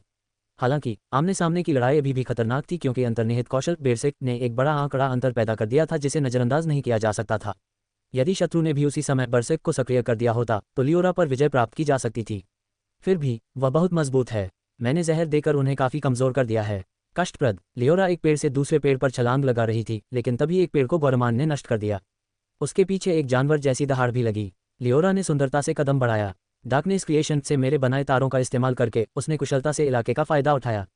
जैक जैक के साथ प्रशिक्षण रंग लाया। मैंने उल्टी गिनती शुरू कर दी। 10 सेकंड। ठीक है। लियोरा हवा में घूम गई, गवर्नमेंट के जोरदार प्रहार से बचती हुई, और अपनी दरांती से वार किया। वार ने गवर्नमेंट के शरीर को हल्के से चीर दिया। इससे क्षापित ब्लेड का डिबफ प्रभाव बढ़ गया। पिशाच का पुनर्जनन कौशल अब बेकार हो गया था। अब से वैम्पायर नाइट को खत्म करने से पहले उसे जहर देकर कमजोर करना ही बाकी था। सच कहूं तो स्तब्ध स्थिति प्रभाव बहुत ज्यादा है, इसलिए बॉस पर इसका असर कम होता है। लेकिन बिना किसी प्रतिकार के दुश्मनों के खिलाफ यह एक तरफा कत्लेआम हो सकता है। धीरे धीरे गोरमान की गति धीमी हो गई और 5 मिनट के भीतर वह घुटनों पर आ गया। क्या हो, मेरा बफ क्यों चला गया? लियोरा, तुम कुतिया, तुमने क्या किया? संपर्क टॉस। ऐसा लगता है कि रक्त रंजित बेस्ट का प्रभाव खत्म हो गया था। जैसा कि इस कौशल के नाम से पता चलता है, इसे बनाए रखने के लिए निरंतर रक्त की खपत की आवश्यकता होती है। गवर्नमेंट ने असमंजस में अपना सिर झुकाते हुए ब्लड सुकिंग ब्लेड को सक्रिय कर दिया। एक भाला कला। ऐसा लगता है कि यह एक ऐसी कला है जो लियोरा की तरह उसके हथियार में एक प्रभाव डालती है। नाम से ही पता चलता है कि यह उसे उन लोगों का खून सोखने की अनुमति देती है जिन्हें वह काटता है। मूलतः ब्लड सुकिंग ब्लेड प्रेडेशन और वैम्पायर के पुनर्जनन कारक के बीच तालमेल, क्रोध को उपचार के साथ जोड़ते हुए एक बेसिक शैली का युद्ध दृष्टिकोण तैयार करेगा। दुर्भाग्यवश इस शत्रु की अवधारणा कुछ हद तक लियोरा की अवधारणा से मेल खाती है। तथापि लियोरा के पास प्रस्ताव विनाश नृत्य है। दुश्मन की हमेशा की तरह जीतने की रणनीति यहाँ काम नहीं करती। समान युद्ध शैली होने के बावजूद दुश्मन लियोरा के सामने स्पष्ट रूप से नुकसान में था। 3 शूरवीरों में से एक गवर्नमेंट को यह बात समझ में आ गई। मैं यह नहीं जीत सकता, मैं यहाँ से जा रहा हूँ। उनकी निर्णय लेने की क्षमता प्रभावशाली है। ईमानदारी से कहें तो अपनी उपस्थिति और रवैये के बावजूद ये पिशाच एक दुर्जय दुश्मन है। लियोरा ने घोषणा की, मैं तुम्हें भागने नहीं दूंगा। इतना भावुक। लियोरा, तुम मुझसे बहुत ज्यादा प्यार करती हो। मुझे आपसे नफरत है। इसे ही तो तसुंडेरे कहते हैं, है ना? मैंने इसे अपने पास की एक आत्मा से सुना है। मरना। गौरमान ने अपनी पीठ मोड़ी और अपनी शक्तिशाली भुजाओं से जमीन पर प्रहार किया। उसका विशाल शरीर अविश्वसनीय गति से हवा में उड़ गया, लेकिन लियोरा का उसे भागने देने का कोई इरादा नहीं था। रूरो की संबंध सीमा लियोरा की दृष्टि रेखा के भीतर है। दूसरे शब्दों में, लियोरा उसे हवा में भी बुला सकती थी जहां गौरमान भाग रहा था। रूरो अचानक प्रकट हुआ और उसने अपनी पूरी ताकत से गौरमान पर वार किया। वाह! जैसे ही उसके आंतरिक अंग नष्ट हुए, गवर्नमेंट हमारी ओर वापस उड़ता हुआ चला गया। लियोरा की दरांती में पहले से ही death guide blade, life taking blade और किलिंग ब्लेड लगे हुए थे। इसके अलावा शेडोज ऑफ डेथ कौशल ने उसके आधे लाइफ स्टॉक को खत्म कर दिया था, जिससे उसकी आक्रमण शक्ति बढ़ गई थी। दूसरे शब्दों में, मरने के बाद मेरे भगवान को नमस्कार करना। घने अंधकार से भरी दरांती चमक उठी। लियोरा की लाल आंखें चमक उठी, उसकी ठंडी निगाहें दुश्मन पर टिकी थीं। अंधकार की धारा बह निकली। बहुत बुरा, लियोरा। धुंध रूप, अंधकार की विनाशकारी लहर जो आकाश को चीर सकती थी, दूर तक फैल गई। गौरमान ने आसानी से उस व्यापक, शक्तिशाली प्रहार को चकमा दे दिया। मानव प्रतिशोध में गवर्नमेंट का भाला लियोरा के चेहरे की ओर तेजी से बढ़ा। रक्त विस्फोट जोर। Dark legion. लियोरा ने मुझ पर पूरा भरोसा करते हुए न तो चकमा दिया और न ही बचाव किया, बल्कि अपनी दरांती घुमाई। दरांती ने बचाव की परवाह न करते हुए गवर्नमेंट की गर्दन पर वार किया और नुकसान को 5 गुना बढ़ा दिया, जिससे उसका एचपी खत्म हो गया। बॉस का सिर हवा में उड़ गया। तुम्हारी हिम्मत कैसे हुई? लियोरा ने तुरंत पुनर्जीवित गौरमान पर हमला कर दिया। उसकी ब्लेड में एक बार फिर शापित ब्लेड और जीवन लेने वाली ब्लेड का इस्तेमाल किया गया। उसने बेसिक का इस्तेमाल नहीं किया क्योंकि वह किसी भी तरह के नुकसान से बचना चाहती थी। इसके बजाय उसने डार्क ऑरा को सक्रिय किया। दुश्मन के पास पहुंचने मात्र से ही उसकी स्थिति पर असर पड़ता था, उसकी सेहत कम हो जाती थी और दुश्मन का एमपी कम हो जाता था। यह एक बहुत ही जबरदस्त बफ प्रभाव था। इस बीच गवर्नमेंट ने ब्लड सुकिंग ब्लेड को सक्रिय कर दिया। एक पिशाच और एक युवा रीपर लड़की के बीच लड़ाई, एक पूर्ण जीवन खपत करने वाला मुकाबला शुरू हो गया था।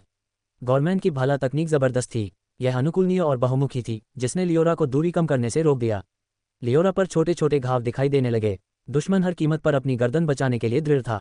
दरांती के गुणों के कारण अगर वह सिर्फ बचाव पर ध्यान केंद्रित करती तो उसे ज्यादा नुकसान पहुंचाना मुश्किल था।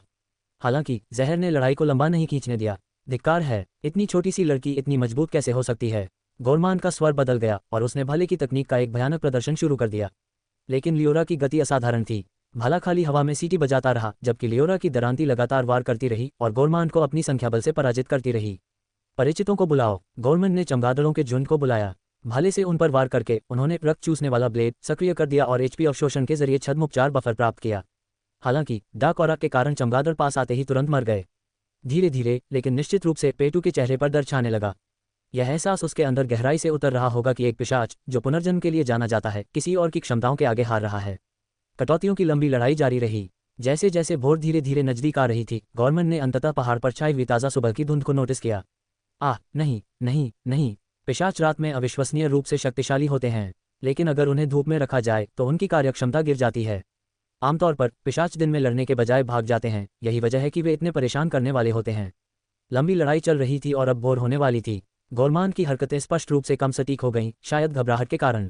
आखिरकार शायद उसकी आसन मौत को भांपकर उसने बचने की बेताब कोशिश में तुरुप के पत्ते जैसे हुनर इस्तेमाल किए। बेरसिक खून से लथपथ बेरसिक, बेवकूफ़। हालांकि गवर्नमेंट गलत था। लियोरा जिद्दी है। अगर मैं उसे सुबह का इंतजार करने को कहता तो वह करती, लेकिन खुद ही चली गई। वह सुबह का इंतजार नहीं करती। सीधा टकराव। लेकिन दुश्मन के आंकड़े चाहे कितने भी बढ़ गए हों, एक छोटी सी झड़प में तकनीक और तर्क की कमी ने उसे बहुत कम खतरनाक बना दिया।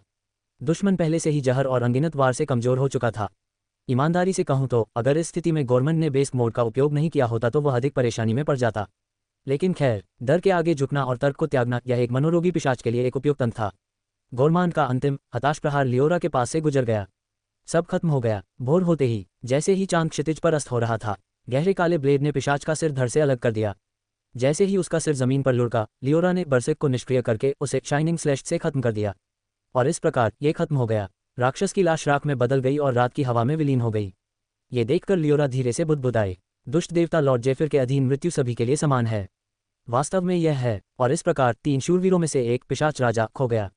यदि वह अंत तक एक सच्चे योद्धा की तरह लड़ता तो उसके पास बेहतर मौका होता। एक बड़ी उपलब्धि। हमने दुश्मन की मुख्य सेना को बिना कुछ हासिल किए हरा दिया। सेना बहुत खुश है और अब लियोरा को वॉर प्रिंसेस कहकर जनरल बनाने के अनगिनत प्रस्ताव आ रहे हैं। ये बहुत झंझट वाली बात है ना? मैं भी अपने सक्रिय जीवन में इस तरह के प्रस्तावों से थक गया था। हालांकि मैंने वो सब संतोष पर छोड़ दिया था, लेकिन अब जब वो चला गया है तो एक कलाकार के तौर पर मेरा काम कौन संभालेगा? संतोष की तरह मेरे व्यक्तित्व को कोई और नहीं जानता, इसलिए मुझे डर है कि वे मुझे ऐसे काम दिलाएंगे जो मेरी पसंद के नहीं होंगे। मैं अपनी कला के मामले में काफ़ी नखरेबाज हूँ और राजघरानों की धमकियाँ भी मुझे ऐसा कुछ स्वीकार करने के लिए मजबूर नहीं करेंगी जो मैं नहीं करना चाहता। जहाँ तक कला के बाहर की किसी भी चीज़ का सवाल है, आइए हम उसे भूल जाएं। खैर, सभी प्रस्तावों को अस्वीकार करने के बावजूद लियोरा अग्रिम पंक्ति में बनी हुई है। हालांकि ऐसा लगता है कि उन्हें थोड़ी छुट्टी दी गई है। वह ज़्यादा लंबी छुट्टी नहीं ले सकती क्योंकि कुछ ही दिनों में उनका ऑपरेशन होना है। ये शहर का वह हिस्सा है जहां लियोरा कार्यरत है। इससे पहले हमने लॉर्ड के साथ एक सैन्य रणनीति बैठक में भाग लिया था जो मूलतः उसकी प्रशंसा का एक सत्र था। संयोग से जिस आदमी का हाथ लियोरा ने काटा था वह बच गया। उसने लियोरा से नज़रें मिलाने से इनकार कर दिया, लेकिन ये समझ में आता है। 7वें स्ट्राइक फोर्स के लिए तैयार किए गए भवन में लियोरा बगीचे में अपनी बड़ी दरांती लगातार घुमा रही है। उसकी हरकतें मानो किसी कला का रूप हो जो सुंदरता के दायरे में कदम रख रही हों। उसे देखकर मुझे भी थोड़ा उत्साह महसूस होता है, जिससे मुझे इधर उधर घूमने की इच्छा होती है। क्या हम जल्द ही आराम करें, लियोरा? आज हम क्या करेंगे? मैं पूरे दिन आपके साथ रहूंगी, मेरे स्वामी। यह अब तक का सबसे अच्छा दिन है। हर दिन सबसे अच्छा दिन होता है ना? ये सचमुच है। खैर, मैं सोने और आराम करने के लिए लॉग आउट करता हूँ, इसलिए लियोरा के नज़रिए से ऐसे दिन भी होते हैं जब हम साथ नहीं होते। सच कहूँ तो लियोरा और मैं दोनों ही बीमार हैं, है ना? मेरा अधिकांश समय लियोरा के साथ बीतता है, एकांतवास की स्थिति में। आम लोग ब्रेक या सफ़र के दौरान लॉग आउट हो जाते हैं, लेकिन हम वो समय भी साथ बिताते हैं। खैर, मुझे कोई आपत्ति नहीं क्योंकि मुझे लियोरा पसंद है। फिर भी ये काफ़ी उबाऊ समय है। हमारे पास कोई नया क्वेस्ट नहीं है और इस समय लेवल बढ़ाना भी अनावश्यक लगता है। इसके अलावा आज लियोरा की छुट्टी है। यद्यपि लियोरा के चेहरे पर कोई भाव नहीं है, फिर भी उसके चारों ओर खुशी का माहौल है। अभी के लिए चलो आइडियल एटेलियर की ओर चलें। कैप्टन लियोरा। एक आंख वाला एक लड़का सिपाही ज़ेरक धूल उड़ाता हुआ दौड़ता हुआ आया। उसकी गोद में एक लड़की थी जो लगभग 4 साल की लग रही थी। ज़ेरक की तेज़ी से लड़की की आंखें चौड़ी हो गईं और वह लियोरा के सामने रुक गया। मेरे ऊपर लगभग धूल ही गिरती, लेकिन डार्कनेस क्रिएशन की तेज धार से मैंने उसे रोक लिया। क्या? लियोरा ने शायद असुविधा की वजह से चिड़चिड़े स्वर में बुदबुदाया। हालांकि ज़ेरक को इससे कोई फर्क नहीं पड़ा, जो काफ़ी उत्साहित लग रहा था, लेकिन उसका चेहरा लाल हो गया था। कैप्टन, यह मेरी छोटी बहन है। खैर, यह मेरी सगी बहन नहीं है, बल्कि मेरी मानद बहन जैसी है। ये हमारी पार्टी की आधिकारिक छोटी बहन जैसी है। क्या? मैं तो बस उसका परिचय कराना चाहता था। वह हमेशा तुम्हारे बारे में कहानियाँ सुनती है और उसकी आंखें चमक उठती हैं। उसके लिए तुम एक हीरो हो, कैप्टन लियोरा। तुम मेरे लिए भी एक हीरो हो, बिल्कुल। अच्छा ऐसा है। लियोरा को इसमें ज़रा भी दिलचस्पी नहीं दिखी। लियोरा की उम्र में कोई भी व्यक्ति आमतौर पर ऐसी तारीफों से प्रभावित हो जाता है, लेकिन वह हर दृष्टि से असामान्य है। चलो कैप्टन लियोरा को नमस्ते कहो। लड़की की आंखें चमक उठी, पर वह शर्मिंदा लग रही थी। उसने अपना चेहरा ज़ेरेक की छाती में छिपा लिया, जो अभी भी उसकी बाहों में था। लियोरा ने अपना सिर झुकाया और फिर उनकी ओर पीट करने लगी। आह ए आह लियोरा कैप्टन। पीछे से आए आवाज़ सुनकर लियोरा पलटी। उसके सफ़ेद बाल हवा में लहरा रहे थे।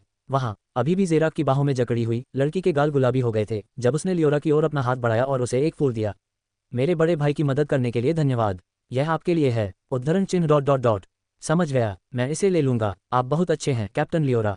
उद्धरण चिन्ह प्रश्नवाचक चिन्ह उद्धरण चिन्ह। लियोरा ने लड़की से फूल स्वीकार कर लिया, हालांकि वह काफ़ी उलझन में दिख रही थी तथा बार बार अपना सिर झुकाकर उसे देख रही थी। यह एक छोटा सादा पीला फूल था जिसकी पंखुड़ियां नाजुक थीं। एक हल्की मीठी खुशबू उसकी नाक तक पहुंच रही थी। एम्पायर पर विशेष रोमांच पड़े। उद्धरण चिन्ह अल्पविराम उद्धरण चिन्ह। लियोरा ने फूल को घूरा। उसकी अभिव्यक्ति उलझन भरी थी, मानो उसे समझ नहीं आ रहा था कि इसके साथ क्या किया जाए। इस अर्थ में वह शायद मेरी तरह ही है। जब कोई दयालुता से पेश आता है तो हम दोनों में से किसी को भी समझ नहीं आता कि कैसे प्रतिक्रिया दें। अपने जीवन में उसे शायद ऐसे भावों का अनुभव बहुत कम हुआ है। लियोरा ने बार बार मेरी ओर देखा, मानो कोई उत्तर चाह रही हो। मैं भी नहीं जानता, यदि वह शत्रु होता तो मैं आसानी से आक्रामक प्रतिक्रिया दे सकता था, लेकिन जब मैं उसके प्रति दयालुता से पेश आता हूं तो मैं असमंजस में पड़ जाता हूं। मैंने पहले ही ऐसे मामलों को छोड़ने का निर्णय ले लिया है। फिर भी मुझे उत्सुकता है कि लियोरा क्या प्रतिक्रिया देगी। हालांकि मैं अब अपना रुख नहीं बदल सकता, लेकिन मैंने कभी नहीं सोचा था कि मेरा तरीका सही था। हालांकि लियोरा अपना सर्वश्रेष्ठ उत्तर स्वयं ढूंढ सकती है। उद्धरण चिन्ह डॉट डॉट डॉट। मैं वापस प्रशिक्षण पर जा रहा हूँ। शुभकामनाएं कैप्टन लियोरा। आप अद्भुत हैं कैप्टन लियोरा। आप बहुत मजबूत हैं, लेकिन फिर भी आप कड़ी मेहनत करती हैं। हाँ, लियोरा ने थोड़ा सिर हिलाया। अच्छा ऐसा है। ऐसा लगता है कि लियोरा ने इसे टालने का विकल्प चुना है।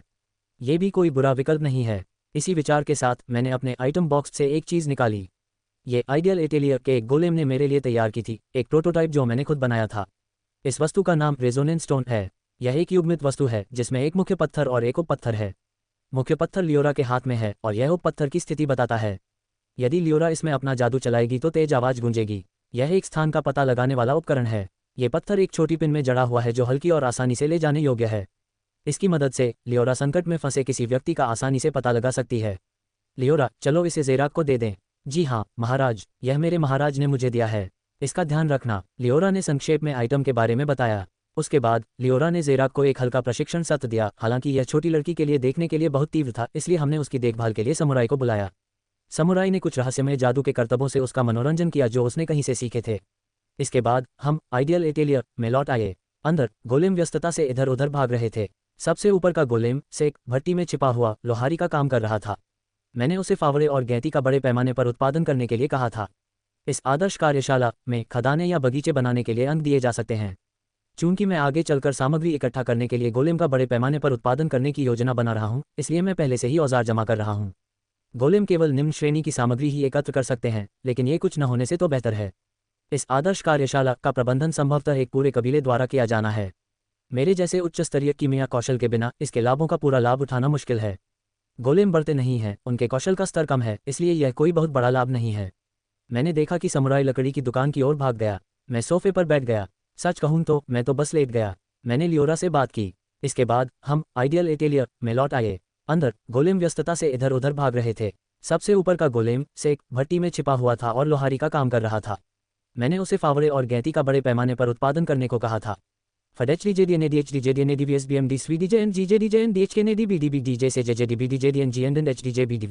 साथ ही अन्य उपयोगी हथियार भी जो भविष्य की लड़ाइयों में मेरी मदद करेंगे।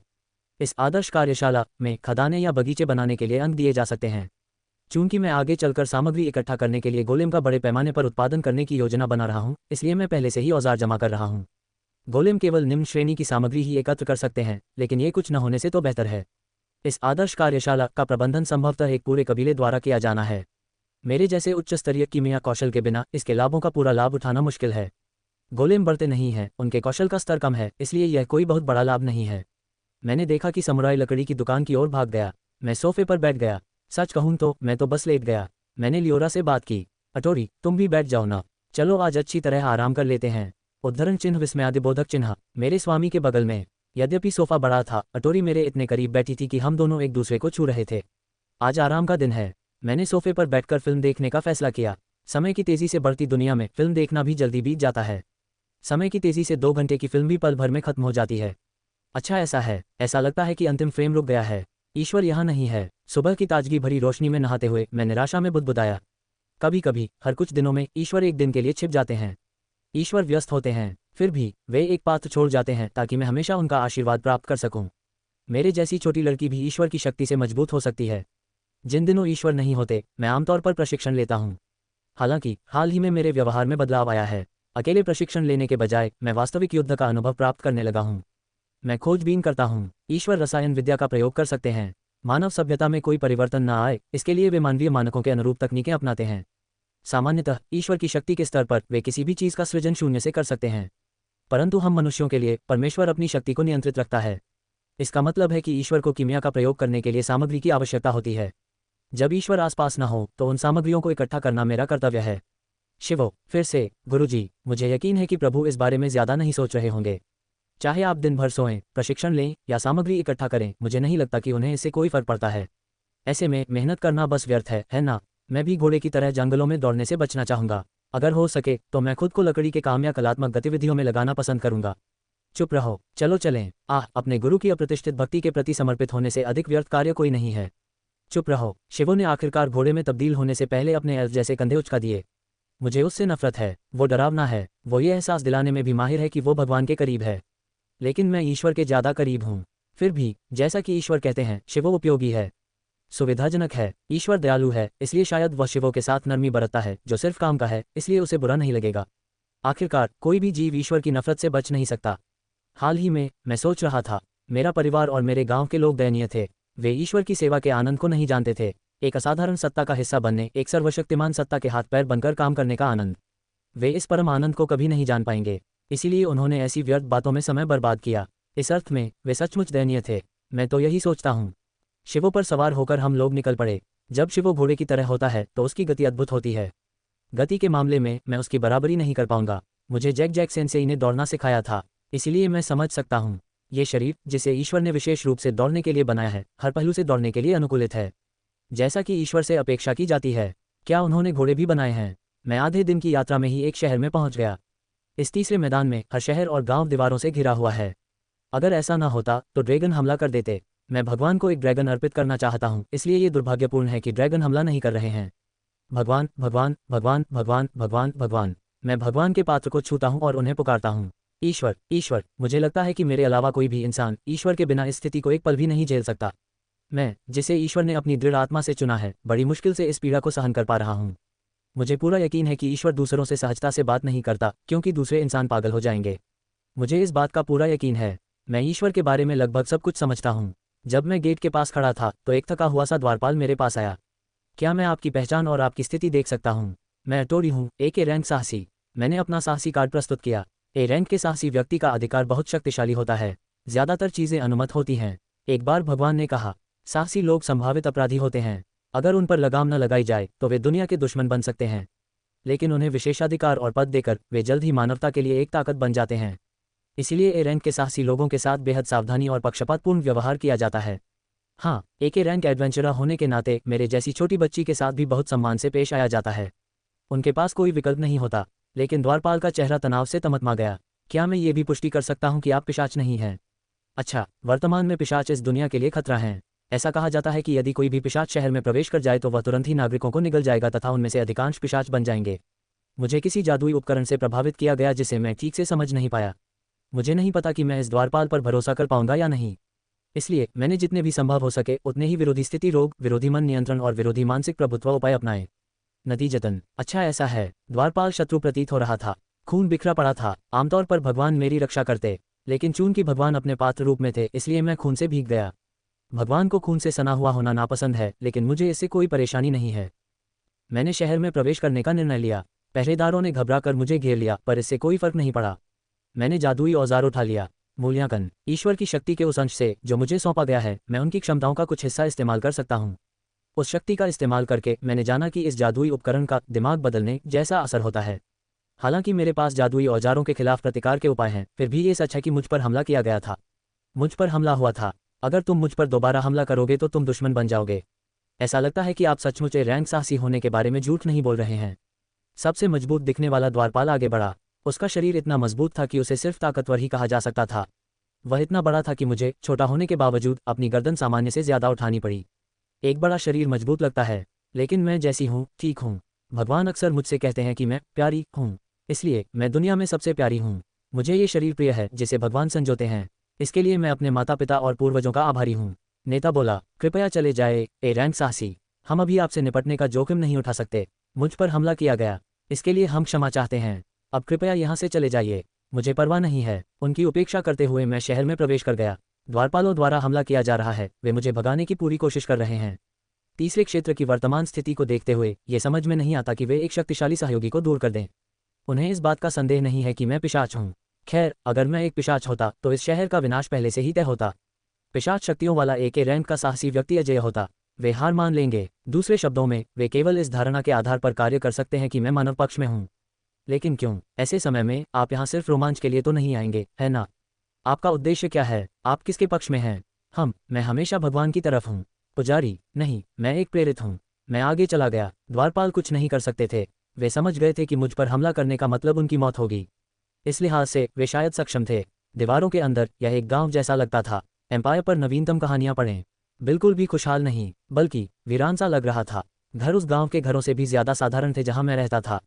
ऐसे घर जिन्हें शिवो एक ही मुंह से तोड़ सकता था।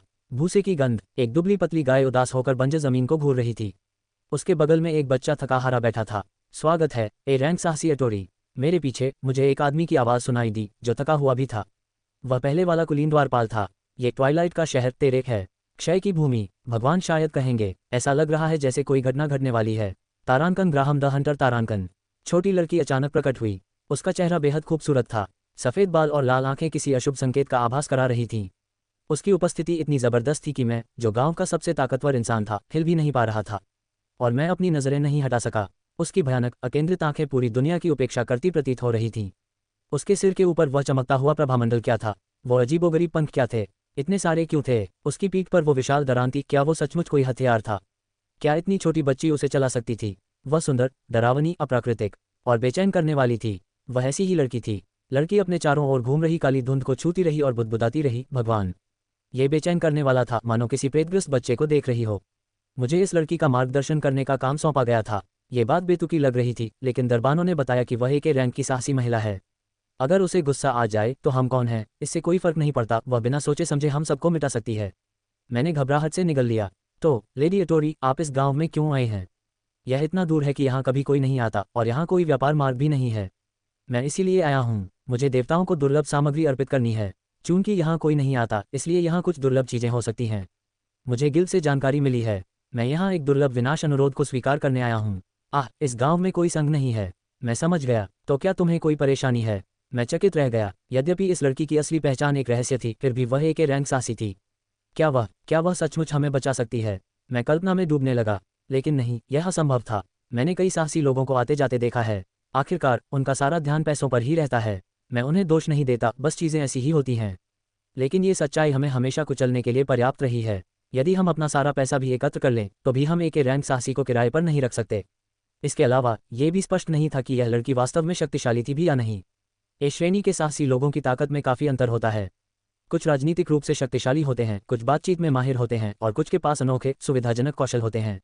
सभी केवल युद्ध में ही शक्तिशाली नहीं होते। यह मानना आसान था कि यह लड़की बाद वाली श्रेणी में आती है। नहीं, यह संभव नहीं था।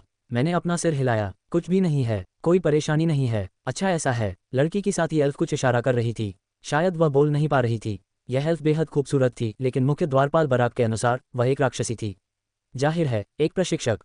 हो सकता है कि इस लड़की ने भाग्यवश ही किसी शक्तिशाली राक्षस को वश में कर लिया हो। ऐसे रैंक वाले साहसी लोग भी होते हैं जो पूरी तरह से अपने बेहद ताकतवर राक्षसों पर निर्भर रहते हैं। वे खुद ताकतवर नहीं होते, बस किस्मत वाले होते हैं। ऐसे साहसी लोगों से मुझे ईर्ष्या होती है। यदि मेरे पास एक मजबूत पालतू राक्षस होता तो मैं 1 या 2 गांव बचा सकता था। इतना ही। लेडी एटोरी, कृपया मैं आपसे विनती करता हूँ, इस गांव को बचा लीजिए। क्या ये सही है? मेरे सामने वाली लड़की तो बस एक लड़की थी। वह शायद अपनी कुशलता से नहीं, बल्कि अपनी किस्मत से एक शक्तिशाली राक्षस को वश में करके एक रैंक तक पहुंची थी। यदि ऐसा है तो उसका तर्क और जीवन जीने का तरीका अन्य साहसी लोगों से अलग होना चाहिए। हो सकता है कि वह ऐसे काम कर दे जो आम साहसी लोग नहीं करते। इस समय ये लड़की अपनी महान शक्ति की, सर्वशक्तिमानता का आनंद ले रही होगी। अगर मैं उसके अहंकार को सहलाऊं और उसे अच्छा महसूस कराऊं तो हो सकता है कि वह बिना कोई तार्किक निर्णय लिए हमारी मदद कर दे। मैंने यथासंभव पीड़ा के साथ बात की तथा इसे इस तरह से प्रस्तुत किया कि वह नायक की भूमिका निभाने की उसकी संभावित इच्छा को संतुष्ट कर सके। इस गांव का शोषण लॉर्ड डार्ट द्वारा किया जा रहा है। वह एक धनी व्यापारी है जिसने इस आधिपत्य को खरीदा है। उसका लक्ष्य प्रभुत्व स्थापित करना है, न कि जमीन की समृद्धि। डार्ट की इच्छा एक ऐसे खेल के मैदान की थी जिसे वह अपनी इच्छानुसार नियंत्रित कर सके। आमतौर पर कोई भी कुलीन या व्यापारी मुनाफे के लिए अपने इलाके को समृद्ध बनाना चाहता है, लेकिन डार्ट को इसकी परवाह नहीं थी। वह अपने दूसरे कामों से भी काफी कमा लेता था। ये भूमि एक रंगमंच से अधिक कुछ नहीं थी जहां वह राजा की भूमिका निभा सकता था। हमें मुश्किल से पेट भर खाना मिलता है, सड़कों की हालत जानबूझकर खराब रखी जाती है, पुरुषों को कठोर श्रम सहना पड़ता है और महिलाओं को दूसरे तरीकों से कष्ट सहना पड़ता है। ये चक्र बहुत क्रूर है। यहाँ तक कि उन्होंने महिलाओं के लिए प्रथम अधिकार के बारे में एक हास्यास्पद नियम भी लागू किया है। सभी साहसी लोग या तो डार्ट द्वारा खरीदे गए हैं या द्वारपालों के पास मौजूद जादुई औजारों से उनका दिमाग खराब कर दिया गया है। कृपया उसके बारे में कुछ कीजिए। कम से कम इसकी सूचना साहसी संघ को दीजिए। नहीं, उद्धरण चिन्ह, विस्मयादिबोधक चिन्ह, प्रश्नवाचक चिन्ह। क्यों नहीं? क्या तुम्हें यहाँ के दुखों की परवाह नहीं है? मैं सिर्फ आपके शब्दों के आधार पर कोई कार्रवाई नहीं कर सकता। मुझे नहीं पता कि मुझे इसमें शामिल होना चाहिए या नहीं। इसमें समय लगेगा, लेकिन मेरे पास सिर्फ आधा दिन बचा है। कृपया हमारी मदद करें। पब फ्यूचर द्वारा विज्ञापन। पब फ्यूचर विज्ञापन। मैं स्वतंत्र हूँ, मैं दूसरों के लिए काम नहीं करता। कितना स्वार्थी बच्चा है। जैसे ही मैंने चिल्लाने की इच्छा को दबाने की कोशिश की, लड़की अचानक सदमे से कांपने लगी। भगवान! उसने काली धुंध को छुआ और अचानक उसके चेहरे पर निराशा छा गई। उसका भावशून्य चेहरा, जो अब तक उसने बनाए रखा था, पूरी तरह से टूट गया। वह एक परित्यक्त बच्ची की तरह लग रही थी। कांपती आवाज में उसने ऐसे कहा जैसे उसने सारी उम्मीद खो दी हो। ईश्वर वापस नहीं आया है। दुनिया खत्म हो रही है। उद्धरण चिन्ह, प्रश्नवाचक चिन्ह, उद्धरण चिन्ह, उद्धरण चिन्ह, डॉट डॉट डॉट। मेरे लिए ये खत्म हो गया है, लेडी एटोरी। लेकिन ऐसा कैसे हो सकता है? ये लड़की जाने की योजना बना रही थी, लेकिन ऐसा हो नहीं सकता था। उसने पहले ही एक द्वारपाल को मार डाला था। लॉर्ड डार्ट उसे जरूर बुलाएंगे। भले ही वह रैंक की साहसी थी, फिर भी वह कानून से मुक्त नहीं थी। स्वामी अभी भी उससे आगे थे। गिल्ड किसी ए रैंक वाले साहसी व्यक्ति को इसमें शामिल कर सकता है। इससे कुशल अन्वेषक इस जमीन की सच्चाई उजागर कर सकते हैं, लेकिन ज्यादातर साहसी लोग डार्ट की ताकत और दौलत से डरते हैं। अक्सर गिल्ड के अन्वेषकों को खरीद लिया जाता है, जैसा कि मैंने पहले भी कई बार देखा है। झुकी हुई लड़की के बगल में बैठे एल्फ राक्षस ने कुछ कहा। मैं समझ गई, लड़की ने जवाब दिया। उदास लड़की गांव के एक आलीशान महल की ओर चल पड़ी, लॉर्ड डार्ट के निवास की ओर। मैं सोच भी नहीं सकता था कि वह डार्ट को हरा पाएगी। वह संभवतः पैसे या हैसियत के बल पर या दबाव में आकर अपनी बात मनवा लेगी। ये लड़की हमारी आशा नहीं हो सकती। मैं आकाश की ओर देखने से खुद को रोक नहीं सका। सड़ते हुए भूरे बादल इतने डरावने थे कि उन्हें ज्यादा देर तक देखना संभव नहीं था। एक दुबला पतला आदमी कुर्सी पर बैठा मुझे कुछ बता रहा था। चूंकि स्वामी के घर में राक्षसों को लाना संभव नहीं था, इसलिए शिव को निकाल दिया गया था। ये ताजगी भरा एहसास था, लेकिन शिव के बिना मेरे पास सही निर्णय लेने की क्षमता नहीं थी। मुझे यह मानना पड़ा, शिव मुझसे अधिक बुद्धिमान था। ज्यादा सटीक तौर पर कहें तो शिव की तुलना में मेरी सोचने की क्षमता कम थी। मुझे कभी सोचने की जरूरत ही नहीं पड़ी। अगर भगवान ने मुझे मारने का आदेश दिया तो मैंने मार डाला। इसके अलावा और किसी चीज की जरूरत ही नहीं थी। इस प्रकार ऐसी परिस्थितियों में मैं थोड़ा असमंजस में था। अगर ईश्वर यहाँ होते तो वे सर्वोत्तम निर्णय लेते। इस विचार ने मेरी अनिश्चितता को और गहरा कर दिया। RVNL शेयर मूल्य का 98.6% सटीकता दर के साथ AI विश्लेषण। भारतीय ग्रैंड डिजाइन 2025, जहां संस्कृति आधुनिक जीवन शैली से मिलती है। मैंने कहा, मैं पहले अपना मामला बताऊंगा। मुझ पर हमला हुआ, तुम मेरे दुश्मन हो, इसलिए मैं तुम्हें मार डालूंगा। मैंने जानलेवा इरादे से बात की। मेरा स्तर ऊंचा था, हालांकि असाधारण रूप से नहीं। फिर भी मेरी हत्या की मंशा इतनी प्रबल थी कि मुझसे ज्यादा ताकतवर लोगों पर भी असर पड़ता था। कारण सरल था, मैं दुष्ट देवता नीरो का एक प्रेषित था। स्वामी थोड़ा पीछे हटे, उनकी आंखों में डर साफ झलक रहा था। उनके पहरेदार घबरा कर आगे बढ़े, लेकिन मुझे नहीं लगा कि वे मुझे रोक पाएंगे। यद्यपि उसका अनोखा कौशल परेशानी पैदा करने वाला हो सकता था, फिर भी मुझे विश्वास था कि मैं उसे सक्रिय करने से पहले ही उन सभी को मार सकता हूँ। बलवान की इच्छाशक्ति अलग होती है। जो आत्मा पहले ही हार चुकी है, वह दुष्ट देवता द्वारा चुने गए व्यक्ति को नहीं हरा सकती। चाहे प्रतिद्वंद्वी कितना भी शक्तिशाली क्यों न हो, मैं उसे काटूंगा और मार डालूंगा। दुष्ट देवता नीरो हर प्रकार की बुराई और कमजोरी को स्वीकार करता है, लेकिन ये स्वीकारोक्ति खुद को बुराई या कमजोरी में डूबने देने का कोई मीठा आनंद नहीं है।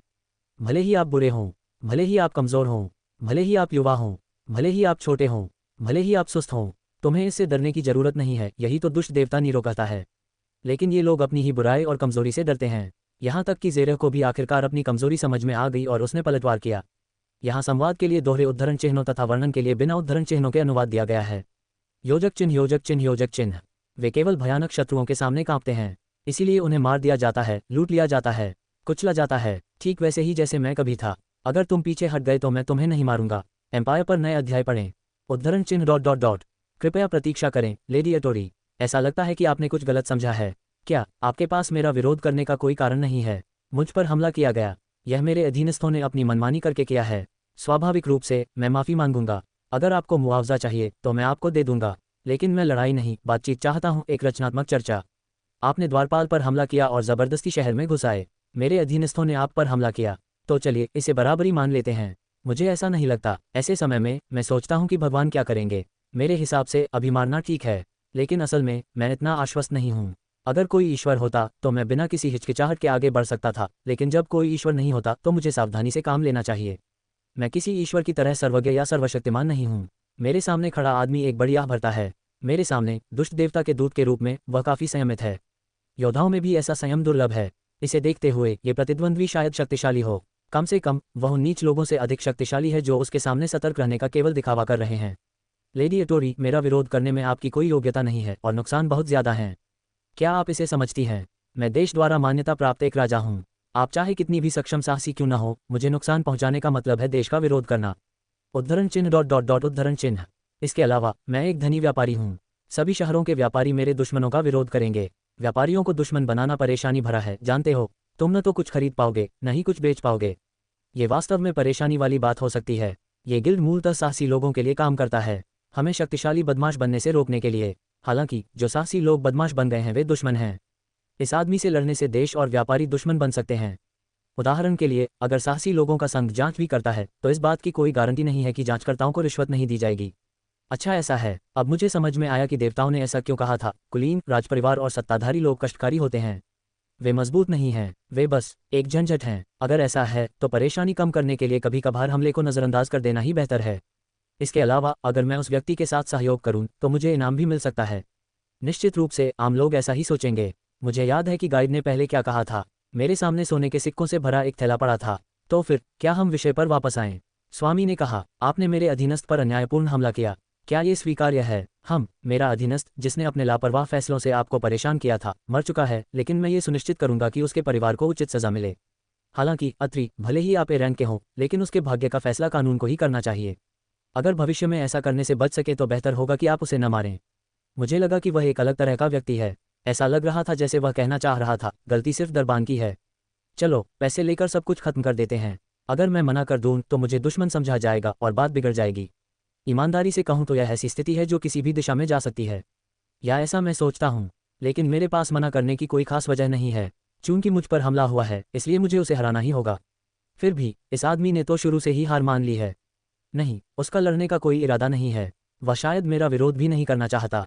जैसा कि यह है, इस आदमी को मारने का एकमात्र लाभ यह भावना है कि मुझे उसे मार देना चाहिए। लेकिन क्या मेरा निर्णय सचमुच सही है? मैं आज़ाद हूँ। मैं इस आदमी को मार सकता हूँ या नहीं भी मार सकता हूँ। लेकिन आज़ादी का मतलब जिम्मेदारी उठाना भी है। क्या मुझे सचमुच इस आदमी को इस हद तक मारना ज़रूरी है? बहुत हिचकिचाहट के बाद मैंने कहा, मैं इस हमले को माफ़ कर दूंगा। मुझे पैसों की ज़रूरत नहीं है। ऐसा नहीं चलेगा अत्री। जब तक तुम पैसे स्वीकार नहीं करोगे मुझे चैन नहीं मिलेगा। मना करना दुश्मनी होगी। मुझे शत्रुतापूर्ण व्यवहार से कोई आपत्ति नहीं है। सचमुच इससे आपके आसपास के लोगों को भी असुविधा होगी, समझ रहे हैं? उद्धरण चिन्ह डॉट डॉट डॉट उद्धरण चिन्ह। मेरे आसपास का वातावरण देवताओं से संबंधित है। मैं देवताओं को कष्ट नहीं देना चाहता। मैंने आह भरी। मैं समझता हूँ। मैंने पैसे स्वीकार कर लिए। थोड़ी सी रकम मिलने के बाद मैंने घर जाने का फैसला किया। कम से कम लगता है भगवान मुझसे ऊपर हैं। मेरा कार्यक्षेत्र युद्ध है और मुझे किसी और चीज़ की परवाह नहीं है। इस शहर का कोई मूल्य नहीं है। ऐसा लगता है कि वहाँ कोई ऐसी सामग्री या खोज नहीं है जो देवताओं को प्रसन्न कर सके। देवताओं का कहना है कि ऐसी जगहों पर अक्सर दुर्लभ घटनाएं घटित होती हैं। हालांकि ऐसा लगता है कि जब तक कोई व्यक्ति देवताओं की तरह सर्वज्ञ और सर्वशक्तिमान न हो, तब तक उसे दुर्लभ घटनाएं नहीं मिल सकती। जैसे ही मैं स्वामी के घर से बाहर निकला, गाइड मेरी ओर दौड़ा। ओह अत्री, ये कैसा था? वह स्वामी सचमुच दुष्ट है। अब उसे अत्री की शक्ति दिखाने का समय आ गया है।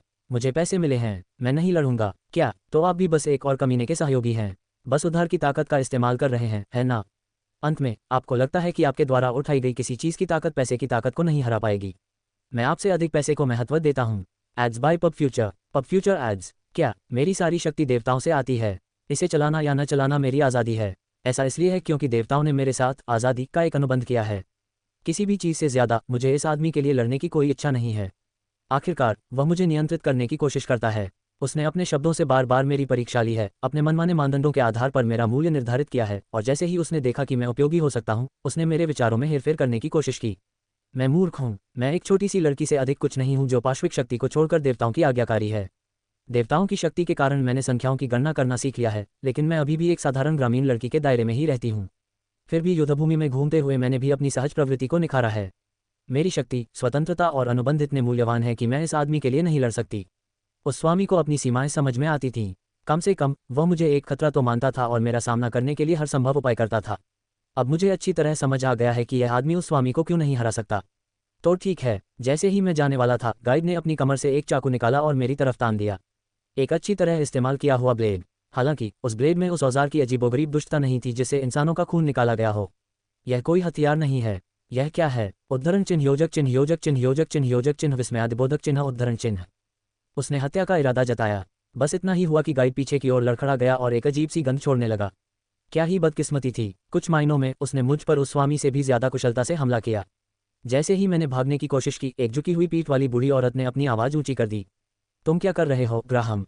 जी दादी, मदद करो, मुझसे पंगा मत लो, मैंने सब कुछ देखा है। इतनी छोटी बच्ची पर चिल्लाना और बदले में कुछ पाने की उम्मीद करना कितना हास्यास्पद है। लेकिन पब फ्यूचर विज्ञापन, अपन से मुंह मत लगाकर। बूढ़ी औरत की आवाज तेज थी। यह आवाज उसके झुर्रियों भरे चेहरे से कहीं ज्यादा ऊंची थी। देवताओं ने कहा था, ऊंची आवाज एक हथियार है। शायद ये कम से कम उस चाकू जितना ही कारगर हथियार होगा जो गाइड के हाथ में था। बूढ़ी औरत ने मेरे सामने अपना सिर झुकाया। मुझे माफ करना, यह मामला आपका नहीं है। इस बच्चे ने आपको बेवजह परेशान किया है।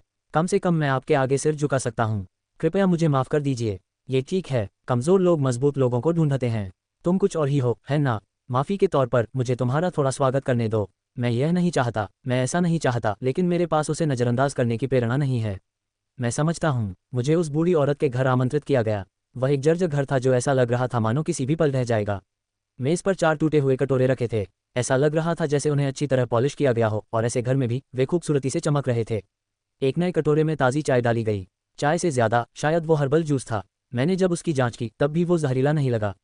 बुढ़िया को चाय बनाने की रस्मों की थोड़ी बहुत जानकारी थी और चाय भी आश्चर्यजनक रूप से स्वादिष्ट थी। ओह, मैं बहुत खुश हूँ। ऐसा अक्सर नहीं होता कि मुझे इस उम्र की लड़की की मेज़बानी करने का मौका मिले। बूढ़ी औरत ने खुद को आतिथ्य में व्यस्त कर लिया। वह अकेली लग रही थी जब उसने फुसफुसाते हुए कहा कि वह कुछ मिठाई देना चाहती थी, लेकिन उसके पास कोई मिठाई नहीं थी। आज मैंने इस बुजुर्ग महिला के सुझाव के अनुसार उनके घर पर ही रुकने का फैसला किया। चूंकि वहाँ सामग्री भरपूर थी तो शायद उनके खाने पीने की व्यवस्था और भी बेहतर हो जाए। मैं भी ऐसे गांव में मुफ्त भोजन की मांग नहीं करूंगा। वृद्ध महिला ने मेरे द्वारा दिया गया भोजन कृतज्ञतापूर्वक स्वीकार कर लिया और क्षमा मांगी। मुझे वह क्षण याद आ गया जब मैंने पहले उस महानुभाव से पैसे प्राप्त किए थे। खैर, अब यह उस समय से अलग है, लेकिन किसी ऐसी चीज़ को स्वीकार करने के मामले में जो मैं नहीं चाहता, ये वैसा ही है। आज का दिन अच्छा नहीं था। देवता वापस नहीं आए हैं। लगता है उन्हें भी शॉपिंग करनी पड़ती है। देवताओं को भी शॉपिंग करनी पड़ती है। कई बार मुझे भी शॉपिंग करनी पड़ती है, तो भी यही हाल है। मेरे साथ वैसा ही व्यवहार किया गया जैसा कि कुलीन व्यक्ति चाहते थे। मूलतः मुझे देवताओं के सेवक के रूप में लगन से काम करना चाहिए था। हालांकि जब देवता 2 दिन अनुपस्थित रहते हैं और जिस दिन मैं किसी शत्रु से हार जाता हूं, तब मुझे भी प्रभावी ढंग से आगे बढ़ना मुश्किल लगता है। मुझे ऐसी स्थिति में लड़ना नहीं चाहिए। देवताओं का सेवक होने के नाते मैं अपनी जिंदगी अपनी मर्जी से बर्बाद नहीं कर सकता। अपनी नाकाबिलियत पर मेरे अंदर गुस्सा उमड़ता है। मैंने पिस्सुओं से भरे गद्दे का इस्तेमाल नहीं किया। यह एक बिस्तर है जो मुझे देवताओं ने दिया है। कीटनाशक औषधि का प्रयोग करने के बाद मैं सो गया। लियोरा का दृष्टिकोण। एक नए कटोरे में ताज़ी चाय डाली गई। चाय से ज्यादा शायद वो हर्बल जूस था। मैंने जब उसकी जांच की तब भी वो जहरीला नहीं लगा। बुढ़िया को चाय बनाने की रस्मों की थोड़ी बहुत जानकारी थी और चाय भी आश्चर्यजनक रूप से स्वादिष्ट थी। ओह, मैं बहुत खुश हूँ। ऐसा अक्सर नहीं होता कि मुझे इस उम्र की लड़की की मेज़बानी करने का मौका मिले। बूढ़ी औरत ने खुद को आतिथ्य में व्यस्त कर लिया। वह अकेली लग रही थी जब उसने फुसफुसाते हुए कहा कि वह कुछ मिठाई देना चाहती थी, लेकिन उसके पास कोई मिठाई नहीं थी। आज मैंने इस बुजुर्ग महिला के सुझाव के अनुसार उनके घर पर ही रुकने का फैसला किया। चूंकि वहाँ सामग्री भरपूर थी तो शायद उनके खाने पीने की व्यवस्था और भी बेहतर हो जाए। मैं भी ऐसे गांव में मुफ्त भोजन की मांग नहीं करूंगा। वृद्ध महिला ने मेरे द्वारा दिया गया भोजन कृतज्ञतापूर्वक स्वीकार कर लिया और क्षमा मांगी। मुझे वह क्षण याद आ गया जब मैंने पहले उस महानुभाव से पैसे प्राप्त किए थे। खैर, अब यह उस समय से अलग है, लेकिन किसी ऐसी चीज़ को स्वीकार करने के मामले में जो मैं नहीं चाहता, ये वैसा ही है। आज का दिन अच्छा नहीं था। भगवान वापस नहीं लौटे हैं। लगता है उन्हें शॉपिंग करनी है। भगवान को भी शॉपिंग करनी है। कई बार मुझे भी शॉपिंग करनी पड़ती है, तो भी यही हाल है। मेरे साथ वैसा ही व्यवहार किया गया जैसा कि कुलीन व्यक्ति चाहते थे। मूलतः मुझे भगवान के सेवक के रूप में लगन से काम करना चाहिए था। हालांकि जब भगवान 2 दिन अनुपस्थित रहे हों और जिस दिन मैं किसी दुश्मन से हार गया हो, तब भी मुझे प्रभावी ढंग से आगे बढ़ने में कठिनाई होती है। मुझे ऐसी स्थिति में लड़ना नहीं चाहिए। ईश्वर का सेवक होने के नाते मैं अपनी जिंदगी अपनी मर्जी से बर्बाद नहीं कर सकता। अपनी नाकाबिलियत पर मेरे अंदर गुस्सा उमड़ता है। मैंने पिस्सुओं से भरे गद्दे का इस्तेमाल नहीं किया। भगवान ने मुझे एक बिस्तर दिया है। कीटनाशक औषधि का प्रयोग करने के बाद मैं सो गया। जागते ही मुझे लगा कि दादी माँ पहले से ही जाग चुकी हैं। दैवीय शक्ति का प्रयोग करते हुए मैंने बिस्तर को अपने सामान के डिब्बे में रख दिया और उनके द्वारा मेरे लिए बिछाए गए फ्यूटन में हल्की सी सिलवटें बना दी। मुझे इस बात का बुरा लगा कि मैंने उसके द्वारा तैयार की गई चीज़ का उपयोग नहीं किया। भगवान को सभी झूठ पसंद हैं। मुझे भगवान से झूठ बोलने की अनुमति है, इसलिए मैं अपनी पत्नी को धोखा देने की अनुमति देता हूँ। ओह लियोरा, तुम जाग रही हो। बेचारे फ्यूटन के लिए माफ़ करना, यह ज़्यादा बड़ा नहीं है, लेकिन मैंने सोचा कि यह बाहर सोने से बेहतर होगा। ये बुरा नहीं था, क्या ऐसा है? धन्यवाद, मैं भी इसकी सराहना करता हूँ। बाहर अभी भी अंधेरा था। भगवान के अनुसार वे आज भी नहीं उतरेंगे। उन्होंने बताया कि वे किसी काम में व्यस्त हैं। बहुत अकेलापन महसूस हो रहा है। बूढ़ी औरत मेरे द्वारा दी गई सामग्री से खाना बनाना शुरू कर रही है। न तो मैं और न ही समुराई खाना पकाने में कुशल हैं। आमतौर पर भगवान हमारे लिए ये काम करते हैं और उनका खाना अविश्वसनीय रूप से स्वादिष्ट होता है। हालांकि कुशल पाक विशेषज्ञों द्वारा बनाए गए व्यंजन बेहतर स्वाद वाले और यहाँ तक कि शक्तिवर्धक भी होते हैं, लेकिन मुझे केवल भगवान द्वारा बनाए गए भोजन ही वास्तव में तृप्त करते हैं। केवल ईश्वर ही खुशी का स्वाद पैदा कर सकता है। ऐसा प्रतीत होता है कि बूढ़ी महिला में अग्नि जादू की योग्यता है, जिसका उपयोग वह खाना पकाने के लिए करती है। दूसरी ओर मैं केवल युद्ध में ही कौशल का उपयोग करता हूँ। यह उपयोगी प्रतीत होता है।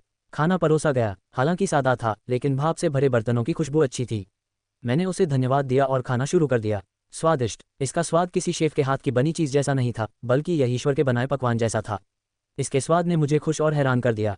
यह अच्छा है, धन्यवाद प्रिय। बुढ़िया के चेहरे पर झुर्रियाँ पड़ गईं, खुशी से नहीं बल्कि थोड़ी उदासी से। मुझे याद आया कि एक बार एक शिक्षिका ने आंसू बहाए थे जब हम एक कालकोठरी पर विजय प्राप्त कर रहे थे। बुजुर्ग लोग हमेशा उदास दिखते हैं। आज मैं सामग्री ढूंढने की योजना बना रहा हूँ। कल मैं बेकार था। हालांकि भगवान बेहद दयालु हैं, इंसानी समझ से परे। मैं खुद को सिर्फ इसलिए माफ़ नहीं कर सकता क्योंकि भगवान ने मुझे माफ़ कर दिया है। मैंने गांव छोड़ने का फैसला कर लिया है। मैं ताकतवर हूँ, इसलिए जा सकता हूँ, लेकिन ये लोग कमज़ोर हैं। तीसरा मैदान बहुत बड़ा है और रास्ते दुश्मनों से भरे हैं। इसके अलावा द्वारपाल ग्रामीणों को भागने से रोक रहे हैं। इन लोगों को केवल कुचलने के लिए ही जीवित रखा जाता है। मुझे इसकी कोई खास परवाह नहीं। भगवान ने मुझे बताया है कि इस दुनिया में ताकतवर अपनी मर्जी से काम ले सकते हैं। कमज़ोरों को छीन लिया जाएगा, उनका मजाक उड़ाया जाएगा और उन्हें लूटा जाएगा। ये लोग कमज़ोर हैं। भगवान ने एक बार मुझसे कहा था, बंधन जंजीरों जैसा होता है। आप कसकर बंधे होते हैं, हिलडुल नहीं सकते, अपनी मर्जी से कुछ नहीं कर सकते, हमेशा किसी न किसी से उलझे रहते हैं। ये दर्दनाक होता है। लेकिन उन्होंने कहा, जंजीरें ज़रूरी नहीं कि बुरी ही हों। अगर उन्हें कुशलता से अपने चारों ओर लपेट लिया जाए तो वे कवच बन जाती हैं या गिरने से बचाने वाली जीवन रेखा बन जाती हैं। बिना जंजीरों वाले जानवरों को खतरा समझा जाता है और उन्हें मार गिराया जाता है। स्वतंत्रता जंजीरों से मुक्ति है। इसका अर्थ है कि नुकसान की जंजीरों को छोड़ देना, लेकिन साथ ही उनके लाभों को भी त्याग देना। यह एक खतरनाक और चुनौतीपूर्ण रास्ता है। इसे आगे बढ़ाने के लिए आपको दृढ़ संकल्प की आवश्यकता है और जिम्मेदारी भी। न्यूनतम सुरक्षा का त्याग करके आप खतरे को गले लगा रहे हैं। आपको खुद इससे निपटने के लिए तैयार रहना होगा। गांव वाले जंजीरों से पीड़ित तो हैं, लेकिन यही जंजीरें उन्हें जिंदा भी रखती हैं। अगर उनमें मौत का सामना करने का जज्बा होता तो शायद उन्हें आज़ादी भी मिल जाती, लेकिन इस संतुलन को बिगाड़ने से उन्हें कोई लाभ नहीं होगा। मैं सिर्फ ईश्वर के लिए जीता हूँ। वह आधार अपरिवर्तनीय है, इसलिए मैं मदद नहीं करूँगा। लियोरा, तुम्हें ये गांव छोड़ देना चाहिए। तुम मजबूत और जवान हो। यहाँ रहने से तुम्हारा दिल सड़ जाएगा। मैं आज जा रहा हूँ। यही अच्छा है। ओह, जाने से पहले एक क्षण यहीं रुको। झुकी हुई पीठ के बावजूद बुढ़िया धीरे धीरे बाहर निकली। मैंने निर्देशानुसार इंतजार किया। खाना तो ठीक था, लेकिन चाय स्वादिष्ट थी। इससे मुझे उस चाय की याद आ गई जो मेरे शिक्षक बनाया करते थे। बुजुर्ग हमेशा उदास रहते हैं, लेकिन उनकी चाय स्वादिष्ट होती है। थोड़ी देर बाद मुझे बाहर से चीख और भारी आवाज़ सुनाई दी। मैं भागकर बाहर आया। बूढ़ी औरत जमीन पर गिर पड़ी थी। ऐसा लग रहा था जैसे वह सीढ़ी लगाकर पेड़ पर चढ़ने की कोशिश कर रही हो। एक छोटा सा मुरझाया हुआ फल डाल पर लहरा रहा था। संभवतः उसकी कूल्हे की हड्डी टूट गई थी। वह बेहोश थी। मैंने उस पर रीजन और एक एडवांस्ड हीलिंग पोशन का इस्तेमाल किया। भगवान के पास हड्डियों को ठीक करने के लिए एक खास पोशन था, लेकिन मैं उसे आइडियल एटेलियर में ही छोड़ आया। मैंने उस पर नज़र रखी और सामान लाने के लिए आइडियल एटेलियर लौट आया। एक बार भगवान ने कहा, क्या ऐसी धोखेबाजी का कौशल होना ठीक है? ये सुविधाजनक होना चाहिए। ऐसा लग रहा था कि वृद्ध महिला को होश आ गया है, लेकिन वह अप्रत्याशित दर्द से मानसिक रूप से हिल गई थी। ज़ेराक और अन्य लोगों के ज्ञान के अनुसार दर्द होने पर लोग उदास महसूस करते हैं। मैं भी कभी ऐसा ही था। मैंने उस बूढ़ी औरत को हड्डी जोड़ने वाली औषधि पिला दी। मैंने उस बूढ़ी औरत से पूछा, तुम पेड़ पर क्यों चढ़े? ये खतरनाक है। उद्धरण चिन्ह ... ये कुछ भी नहीं है। बूढ़ी औरत ने अपनी नज़रें फेर लीं। जैसे ही मैंने अपना सिर झुकाया, कंधे उचकाए और परेशान सामुराई ने हमारी तरफ देखा। एक नकलची के तौर पर वह काफ़ी हद तक इंसानों जैसा व्यवहार करती है, हालांकि उसका व्यवहार कभी कभी एक परेशान करने वाला भावलीय होता है, जो मुझे याद दिलाता है कि वह अलग है। योगिनी की आवाज़ में समुराई ने कहा, शायद वह फल मालिक को देना चाहती थी, है ना? तुम इतनी मूर्ख हो। कोई आश्चर्य नहीं कि तुम अपने पति के असली इरादों को गलत समझ रही हो।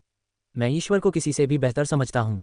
तुम अज्ञानी हो। प्रभु ईश्वर को तुम्हें और अधिक भावनात्मक शिक्षा देनी चाहिए, वरना तुम वास्तव में एक इंसान का मजाक बन जाओगे।